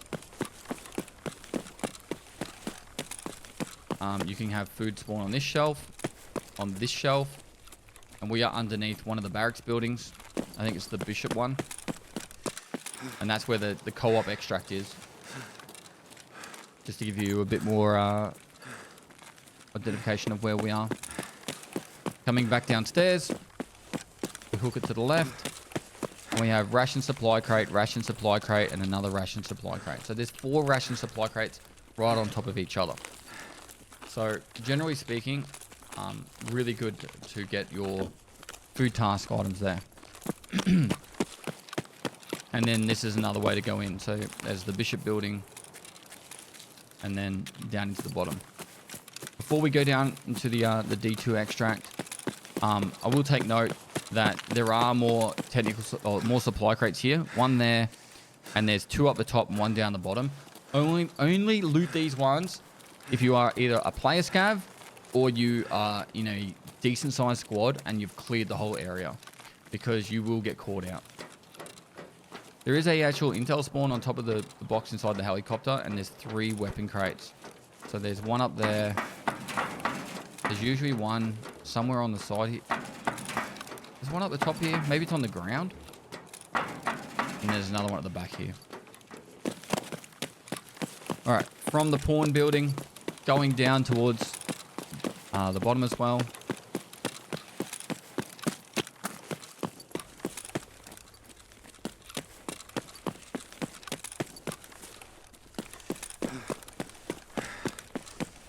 Now, down, this is where the bunker level is pressed. I'll just make it so it's very clear and obvious so you don't get confused. The bunker lever. So coming from that way, moving down here, and this is where you head down to D2. Now, let's talk about D2. I would only ever do this extract if I literally have no other choice, or there's like less than 5 or 10 minutes left. You've missed the train, and for some reason we're in this map for a long time. There is people that camp this like as a job. They literally spend their whole life just camping down here. There is so many angles that you just cannot cover them all, and on top of that, like, they could wait here for you to open that door, and the second you open that door, they throw an impact nade, and there's nothing you can do about it. Even if you were like opening the door and you like came around the corner straight away, they would have the impact nade already primed. They would have heard you coming down, they would have primed it, and they would just wait for you to open that door, throw it, and you're dead. There is so many ways that they can kill you down here, it's not even funny. So either really late in the raid, or you have no other choice. But realistically, you got to check behind each door. They can wedge themselves behind doors. They can climb up. For example, on here, they can even jump up there and get on top of that. They can hide down the bottom of this and shoot you from like the bottom here. When you're running past, they'll just stand up and shoot you, and then they'll find other cheeky ways inside the server room and that. So I would just say don't even stress about coming down here. Red Rebel, it's worth the investment if you're a reserve main. As for down here, you can get vertexes and stuff like that. So vertex spawns, aces spawns. There's another safe located in that room down the back, and some filing cabinets and a computer. This passageway, there's not a lot of loot on the side rooms. But if you run down to the end here and you follow it all the way up, that takes you back up to the dome where we started at the very beginning. You can get some weapon parts along the bottom here, and then there's also like cofton spawns and that on these shelves, and like military tubes and stuff. But yeah, once the lever's on, obviously there's all the little hidey holes. They can climb up the top, mate. They'll be everywhere. They're in the walls. And the worst part about this is there is a way for them to see through the wall, see how many people are in your squad, see how many people were running down here, and I still don't think this is patched. I won't explain how you do it, but it's just, understand, I wouldn't even bother coming down here. I'd rather hit the hermetic door and run out, go no backpack or Red Rebel. They literally come down here, they lay it down, and they look through the wall, and then after they've done that, they know how many people are coming in your squad. They know everything about you, what gear you're wearing and everything, and then it's just game over. So until BSG even patch that, I wouldn't even stress too much about it. Intel spawn on the top and on the bottom. Duffel bags spawn here. You've got the 2 jackets. You also have a duffel bag that spawns there. And then as you run out the bottom, you flick the lever. It's loud, so I'll just... Okay, in offline mode, it makes no noise. So what's going to happen is, in online raids, the door would open and it would be like going... like, not like a vacuum cleaner, but more bassy. And it's super loud. In offline, apparently it's dead quiet. So yeah, like I said, avoid D2 at all costs. Unless you've got the quest that makes you come down here, there's 2 quests. You have other options being no backpack, or taking the cliff descent, being the Red Rebel. and hermetic door. They're your other options in the train. But once this door's open, you extract through here, and that's it. So that is pretty much reserve done. Try my best to cover everything I could, all the good loot spawns, all the danger areas and things to watch out for. It is a pretty rough map to try and survive. And so try and use those other things to your advantage, like taking the sewer extract or going in squads and stuff. Going down into the bunker area, it is a lot of players down there. Scavving in to this map is probably the best way for you to learn it without getting clapped all the time. Like, obviously do the offline raid, follow along to actually get your bearings around the map. But once you have your bearings, scavenging rounds is probably going to be the highest chance of you surviving. Just going down and checking all these filing cabinets and all that. And then as you get better as a PMC, you'll be able to have a bit more chance at surviving. I am trying to get all my new player guides up to date. In the meantime, if you are enjoying them, make sure you check out the other ones. Like and comment for the YouTube algorithm. If you enjoyed the video, it really does help out with discoverability. Share it with your friends. If your friends are new to Tarkov or you know someone new to Tarkov that needs help learning some of the maps and checking out the new player guides. And if you haven't already, please consider subscribing. Help me get to the 1 million subs. We're trying really hard this year to update all the guides, get everything all ridgy-dig and looking schmick. So then we look like a professional YouTube channel.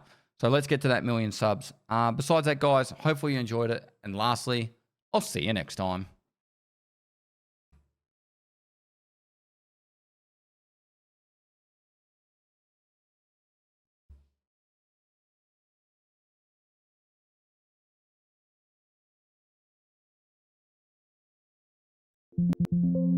Whoop.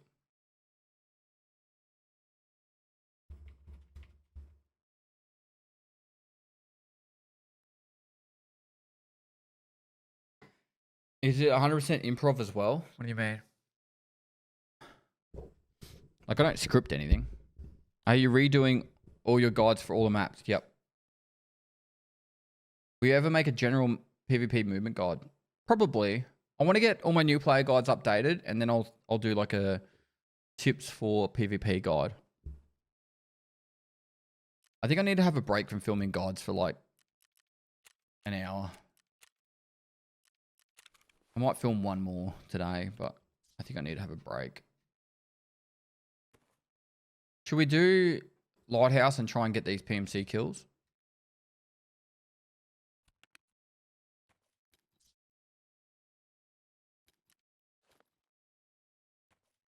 I don't know why I did that. Labs. I've got to get to the I've got to get assessment done. EFT Wiki Assessment Part 1. So we've got Assessment Part 1, Assessment Part 2, Assessment Part 3.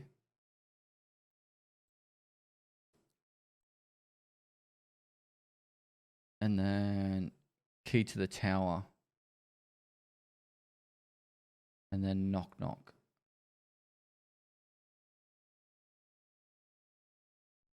I need one Coftum, apparently.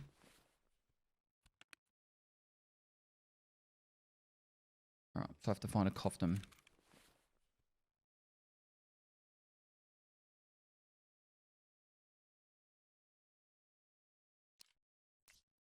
Right.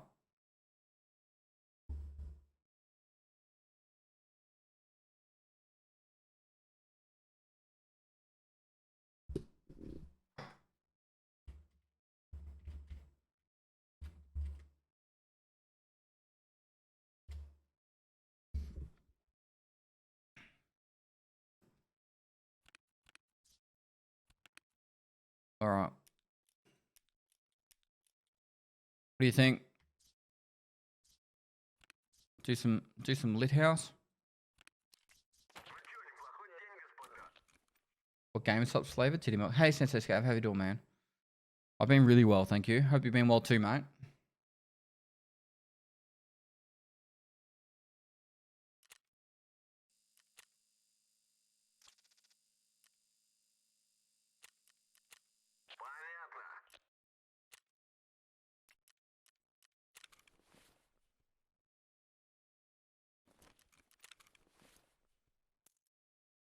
Do we have a better gun for this map though? I think 5.45 is not going to be good if we try and shoot someone at range. We've got the SR-25 we could use.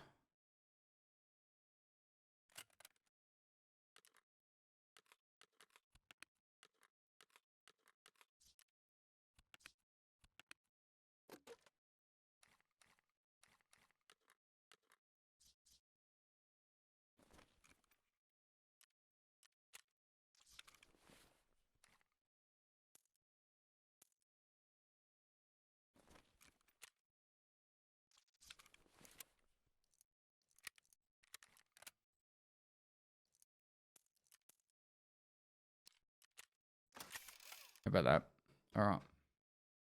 Just a small backpack.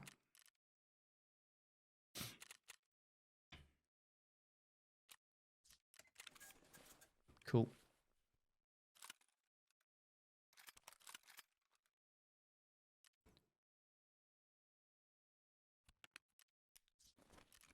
We need CMS.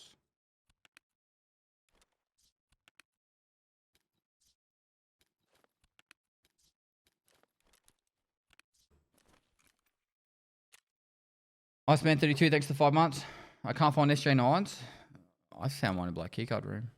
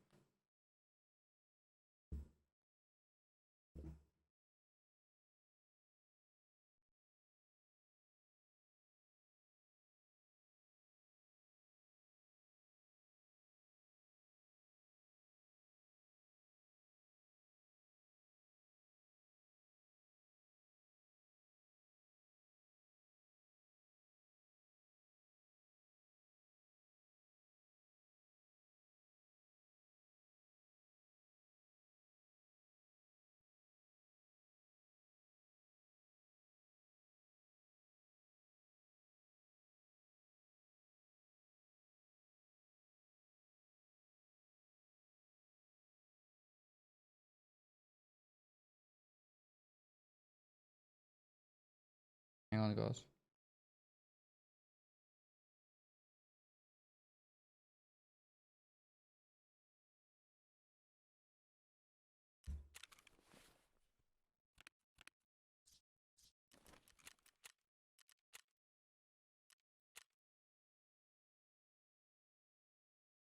Any idea where to scav for AHF1M? I think you just get them on lads, mate. Oh. Lads will be the fastest, easiest way.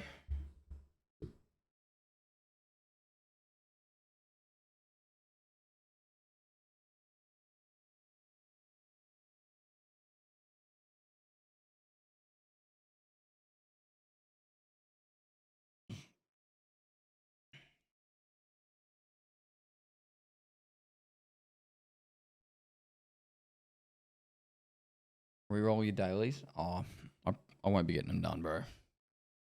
I'm not too stressed. Pretty happy I filmed 3 guides just then.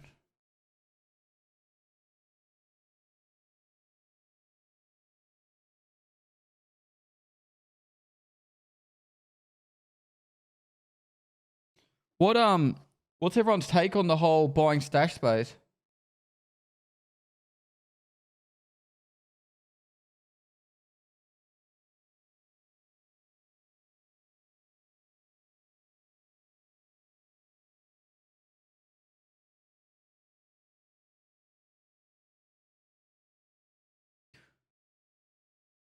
Didn't we already with EOD?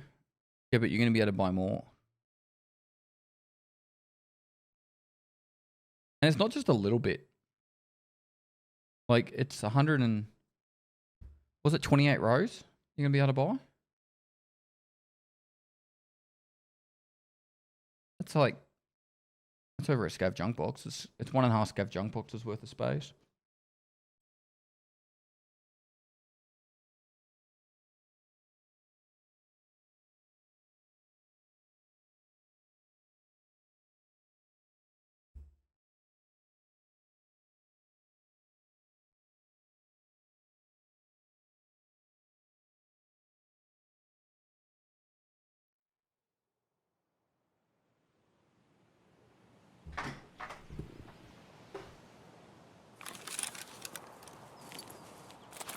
Oof.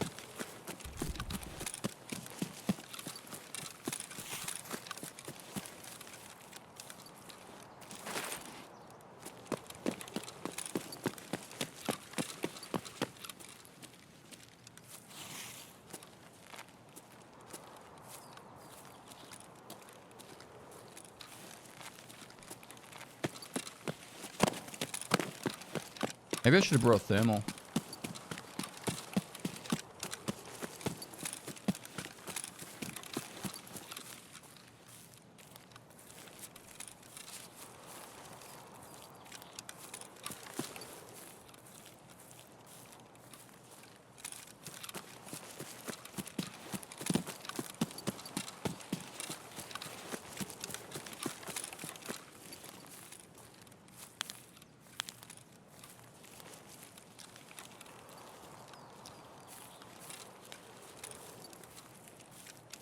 Problem is the thermals don't have enough range.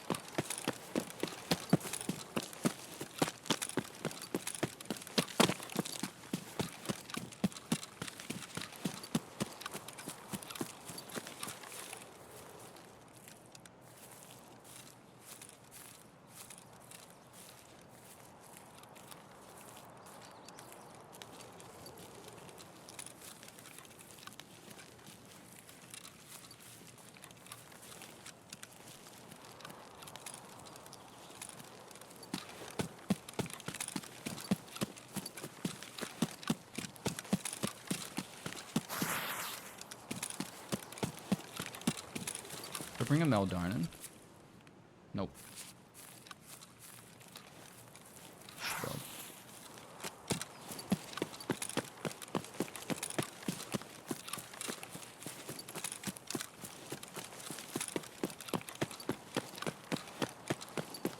Does the stash carry over wipes? I'd imagine so, sir. I'd imagine we would have, if you pay for the extra stash space, you'd get it forever. That would be the most ridiculous microtransaction of all time if it didn't. Like, I would never pay for that if it was just... Like, it needs to be a once-off payment, you get the stash forever.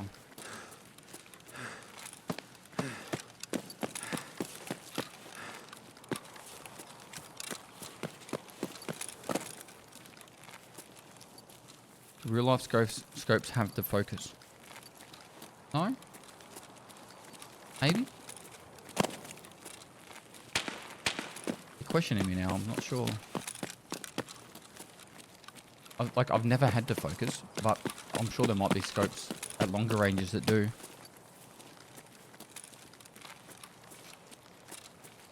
I'd say like a 4x that's a stock 4x that doesn't do anything else but 4x. Probably doesn't.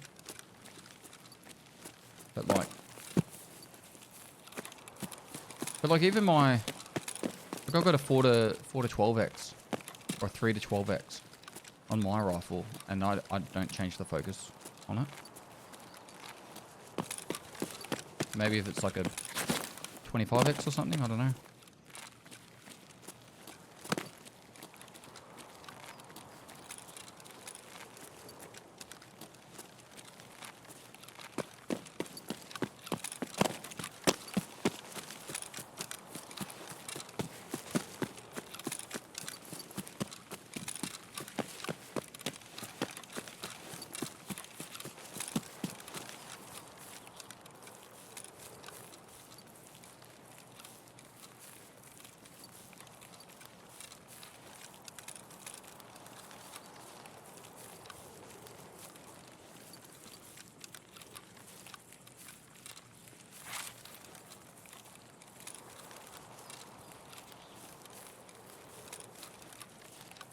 Do you think they will do anything for spring?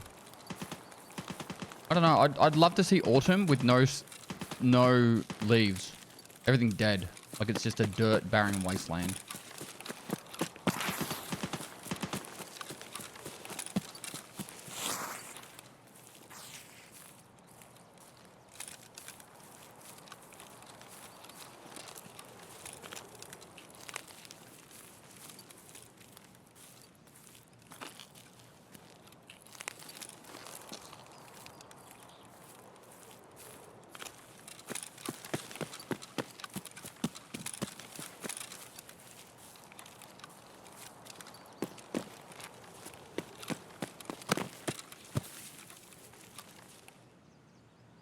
Too bad they're pine trees. You know what happened to the 995 boards? Gotta find them.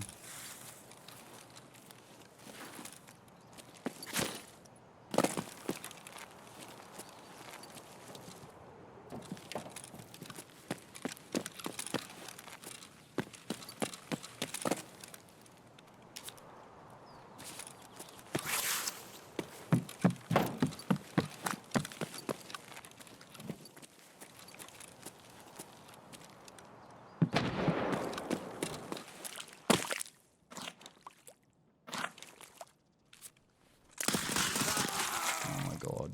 He was hiding in that room to the side there? I didn't even know there was a room to the side there. I heard the creep, but I thought it was upstairs. Oh man. I fucking hate Lighthouse.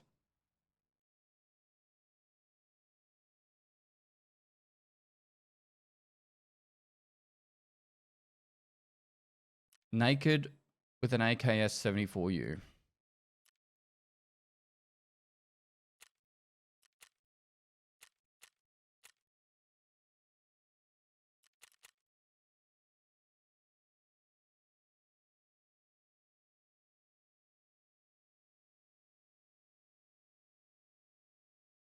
Maybe he placed the items down there.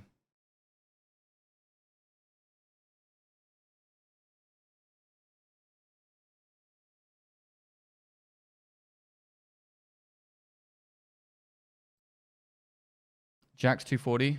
Thanks for the tier 1.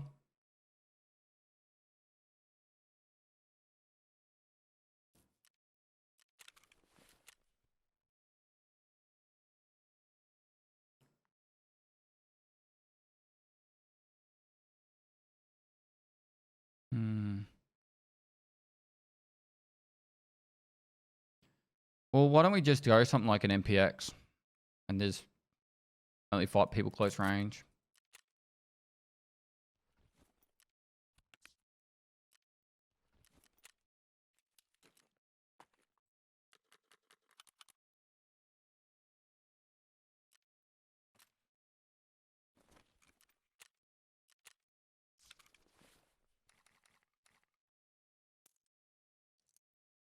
I thought it was weird that there was 2 nice guy things where, generally speaking, that's... I've never seen, or it's rare to see 2 spawns there at the moment. He probably placed the item down. Like looted it somewhere else and placed it down.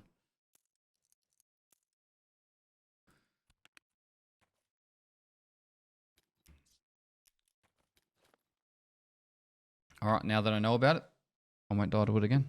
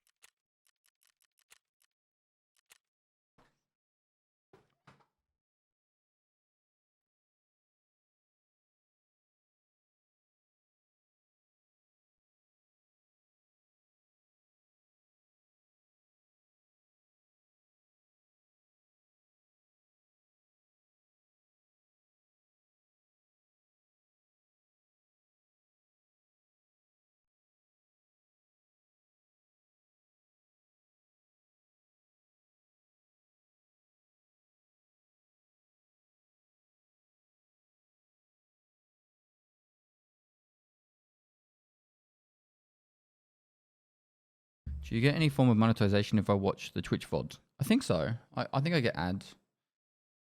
Because I like to watch every minute, but I'm 23 days behind. Watch my YouTube VODs channel for Zork. I definitely get paid for that channel.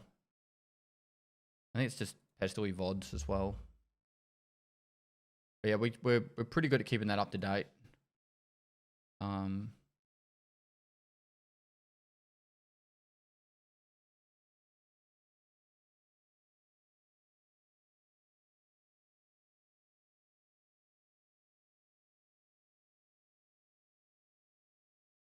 You don't get ads on VODs for Twitch? There you go. Yeah, and the VODs channel is actually at higher resolution than Twitch. So I think we upload them at 1080p, but at a high bit rate. I have to check. VODs.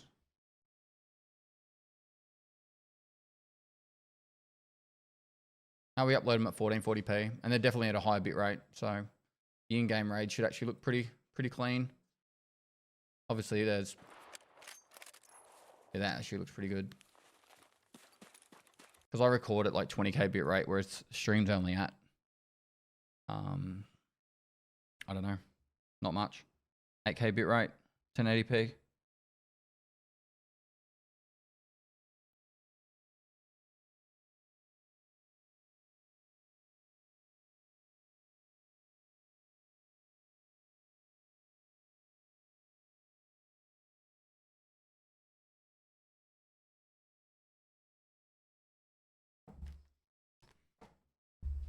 Being in Wales, I watch YouTube more than Twitch, and it's glorious on full quality. There you go.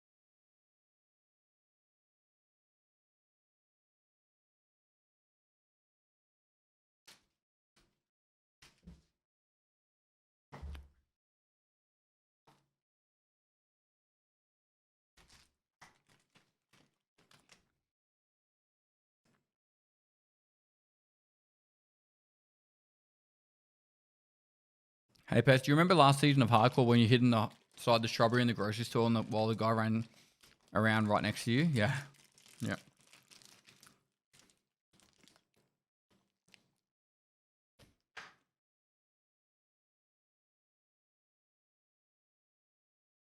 You get unmute alerts. Nice bid, bro.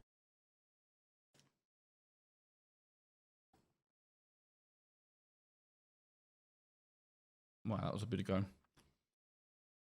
Dr. Todd Live, thanks for 43 months. Zork 69, thanks for 3 months. Mikey Mike, thanks for 8 months. Salient TTV, thanks for 4 months. Manual Legend 18, thanks for 8 months. All Rush, thanks for 9 months. Smudgy Statistic, thanks for 25 months. Talisman A1, thanks for 26 months. Lion, thanks for 13 months. Decade, thanks for 2 years. Kelsong Raikhan, thanks for 19 months. Robbie the Robot, thanks for 40 months. Sensei Scam, thanks for the raid. Hope you had an amazing stream, dude. Sorry, I missed that. Guys, make sure you go give Sensei Scav a follow. You won't be disappointed. Very, very cool dude. Does a lot of skateboarding. Damos, thanks for the prime. Tom Crossy, thanks for the 15 months. Waco, thanks for the 38 months. Iceman, thanks for the 5 months. I asked ChatGPT for a guide on Tarkov and sent me here. There you go.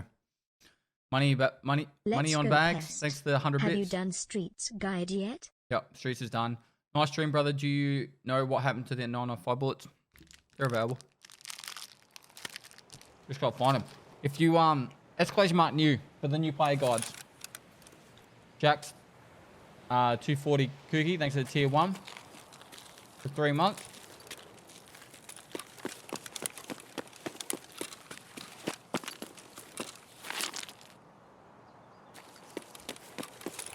Channel Supreme, thanks for 2 months. Hello, my down under daddy. Thanks for all the knowledge and entertainment. Hope your channel continues to succeed this year. Thanks, dude. BT7376, thanks for 2 months. And Pimosas, thanks for 7 months.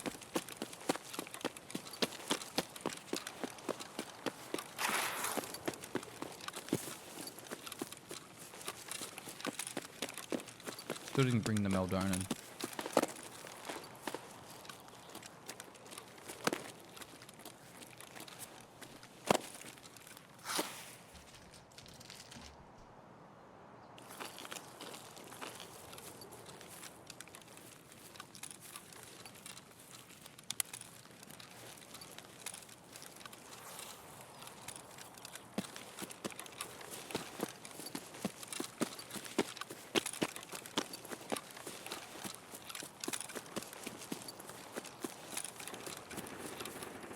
Less than 3. I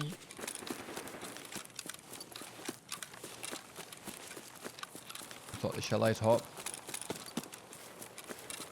I'd rather snipe on this map than fight in the chalets, but only one way to get better. I hate the audio. That's the problem. It's not actually the movement around the chalets, it's the actual audio. I always get confused because it's not obvious. I'm assuming it's top chalet and it's got a pre-med now.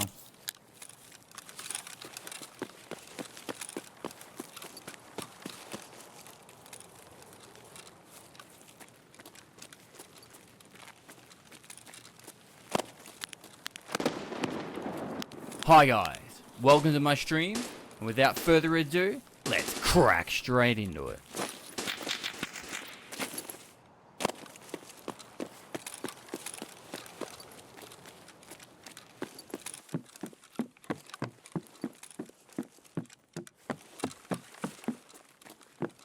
So he's hiding in the bathroom now.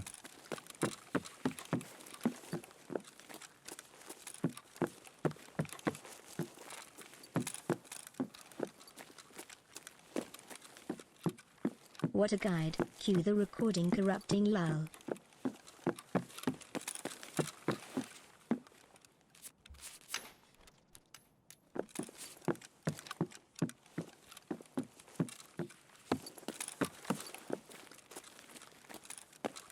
So was that gunshots down at the next chalet?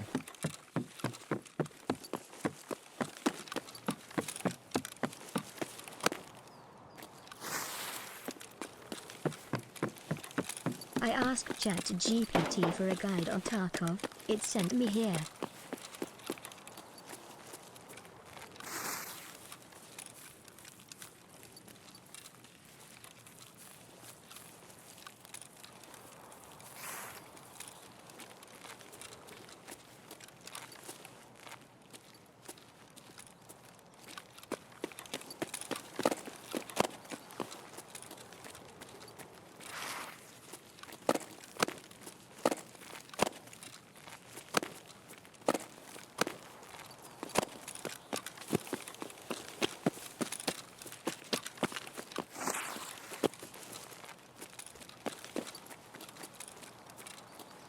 Moist.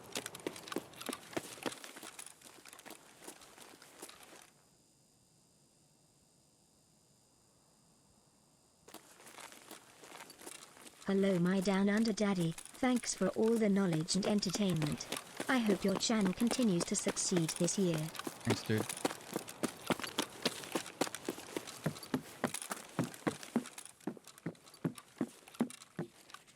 Hey Pestily 2 months, you have more hair than on your videos. Right?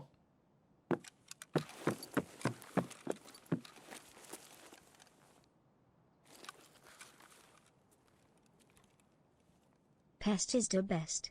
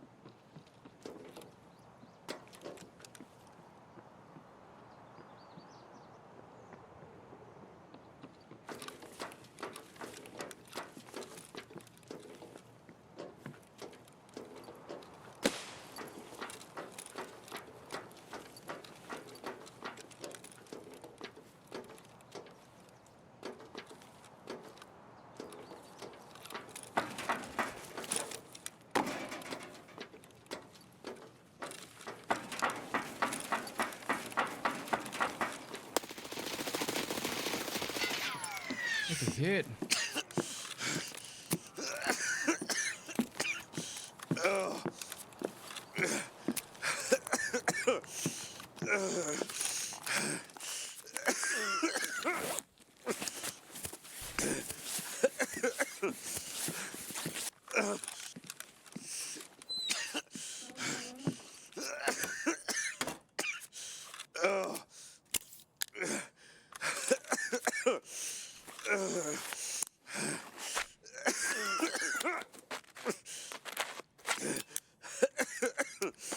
Delta, thanks for 12 months.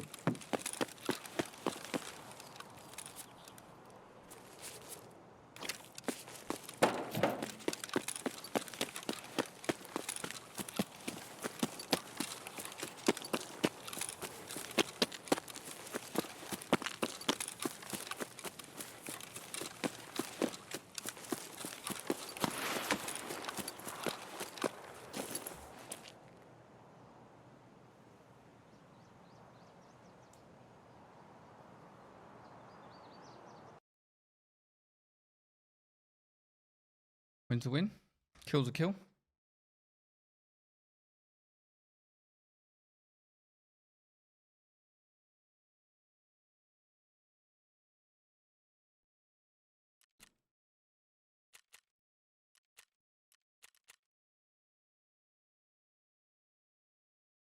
I feel like the only way I'm going to get like a 5-kill raid is if I snipe though.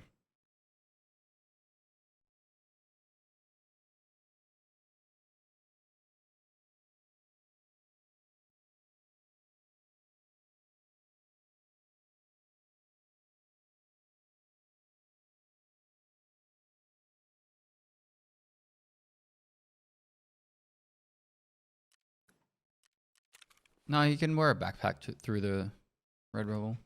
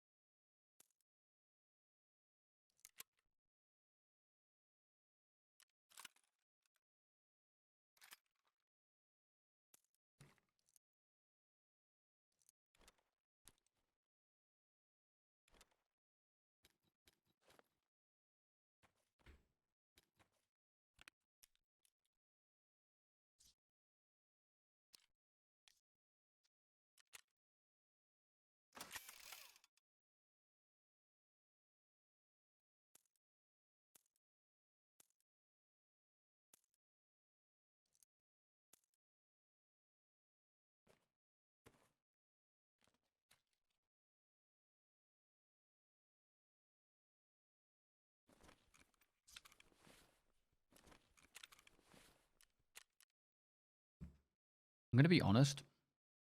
I really can't be bothered doing assessment.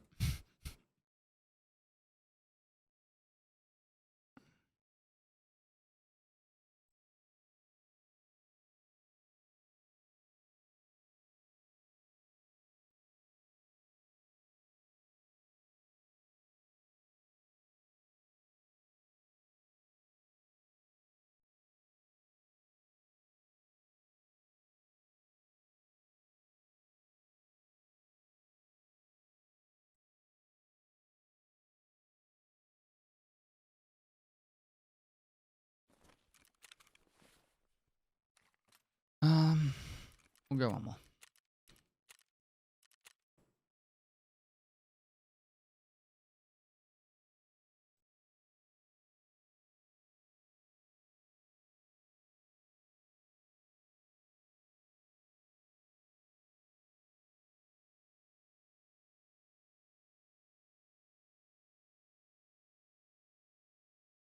I have a melatonin.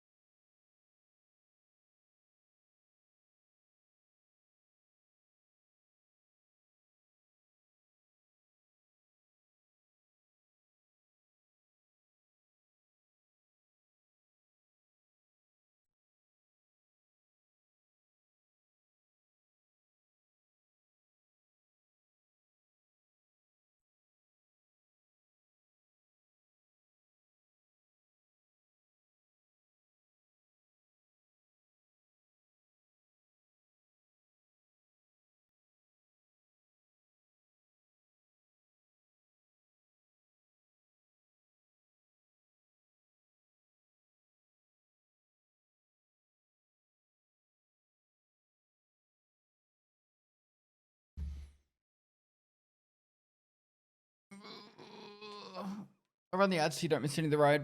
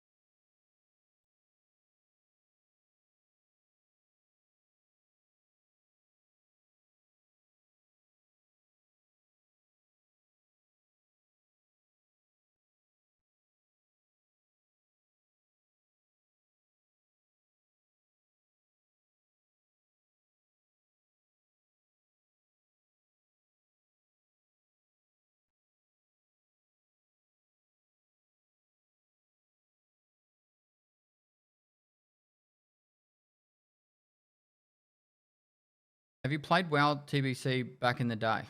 Burning Crusade, I was like, probably played more Burning Crusade than any other. But I haven't played the classic version, just the original. Hope you're having a great day.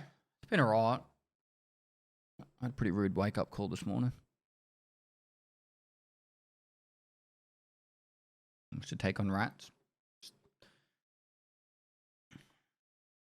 I suppose the way to think of rats is it's people that are actually playing tactical. Like, if this was real life, you would not run around. Ever. You'd be playing so slow and methodical. Finding places to ambush and...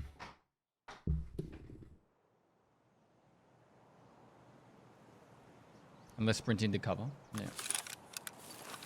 Of course I get this spawn, right? This is fucked. I don't have a sniper, but there's gonna be a guy on the hill shooting at me. Let's see if I can just run over to him.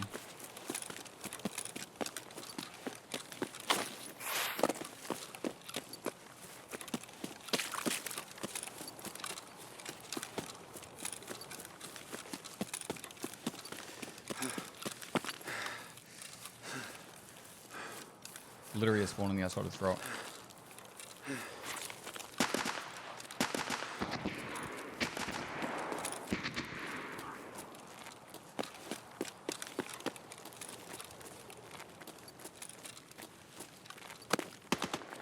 I guess I got lucky. Oh, bear's getting clapped somewhere.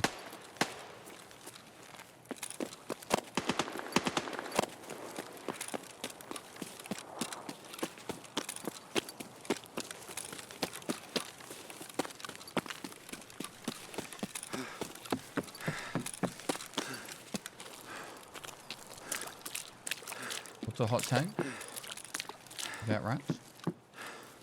How is it a hot tag?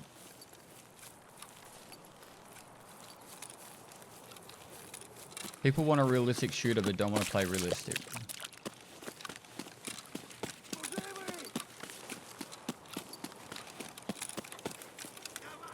I want to run around and bunny hop and jump and 360 no-scope people.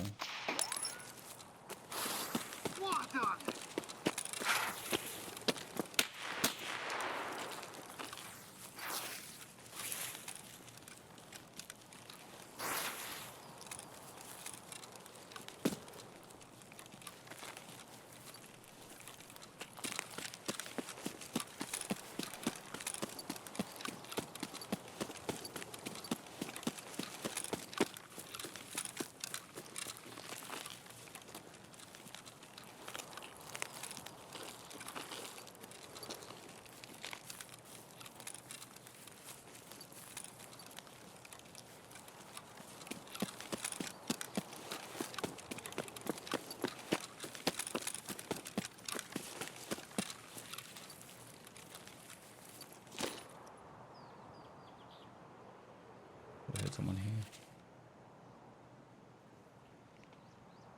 I did.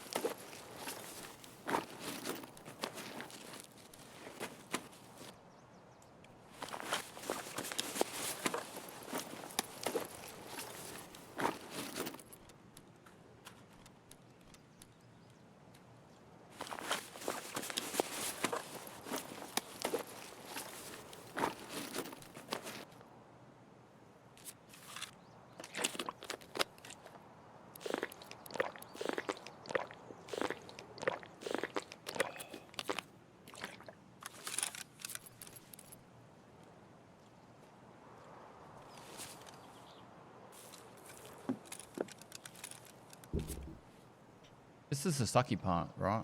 Like, well, that's another bear at least. Does that even count, actually? No, because it wasn't in the fucking chalet area. Oh my god. This accounted towards counteraction.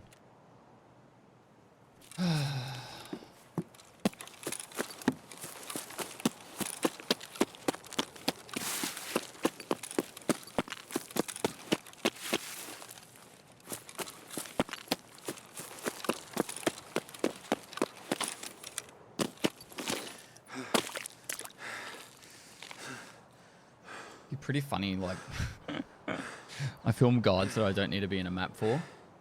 And I film the guides whilst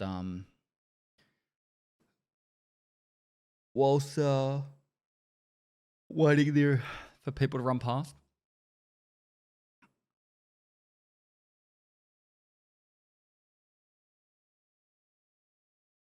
Maybe I'll do that tomorrow for this bloody lighthouse quest.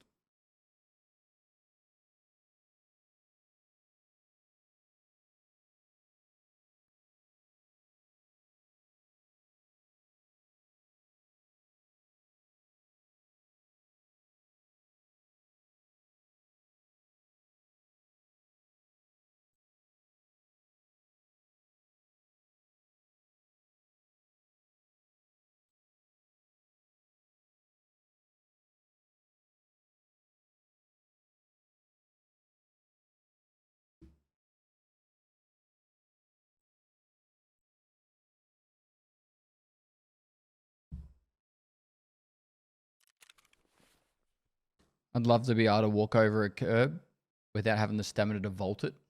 Yeah. Welcome to Tarkov.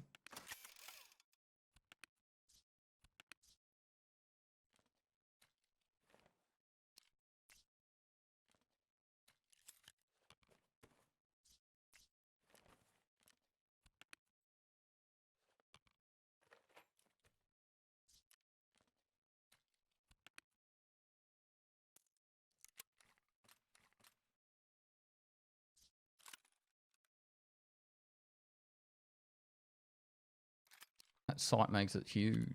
Huge.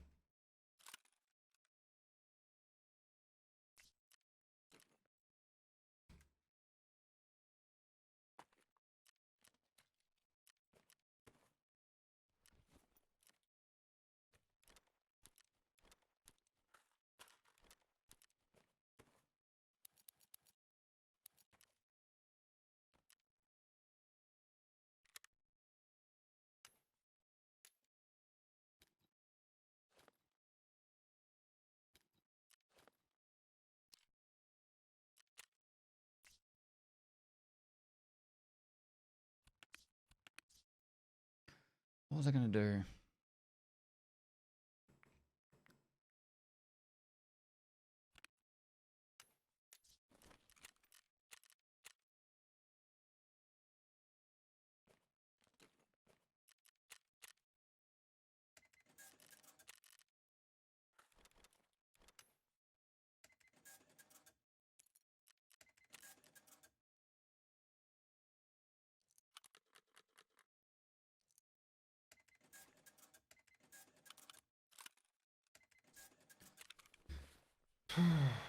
Ready for that stash upgrade? Yeah. Do you play with unlocked FPS? 144. I think it's 144. Yeah, 144. All right. I wasn't even going to stream today. I was just going to film guides, but we got 3 map guides done. So I'll call that a dub. It's going to be a weird week, but next week's going to be heaps of streams. All right, guys? I've just got random shit going on.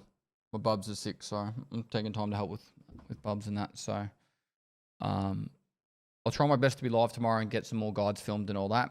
We're going to be aiming to get a map guide out every second day. So factory was yesterday, customs is tomorrow, and then we'll get like shoreline and all that done over the next few days.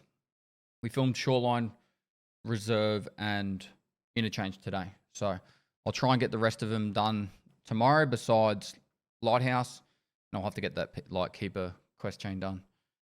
But yeah, much love everyone. And I'll be back tomorrow. The focus for the next couple of weeks is just going to be doing guides and stuff. But we are having a bit of a party celebration stream next week. And the wall that everyone's getting their names put on that either paid for it or donated to charity, and that should start getting painted next week as well. The design is mostly done. GG. We're hoping to have it starting to get painted next week. So for the people who paid for that, you won't have to wait much longer. I'm actually going to have it live streamed, so you'll be able to watch it when it's getting painted. You guys happy for it to happen. So, all right. I'll see you guys tomorrow. All right. Much love. Bye-bye.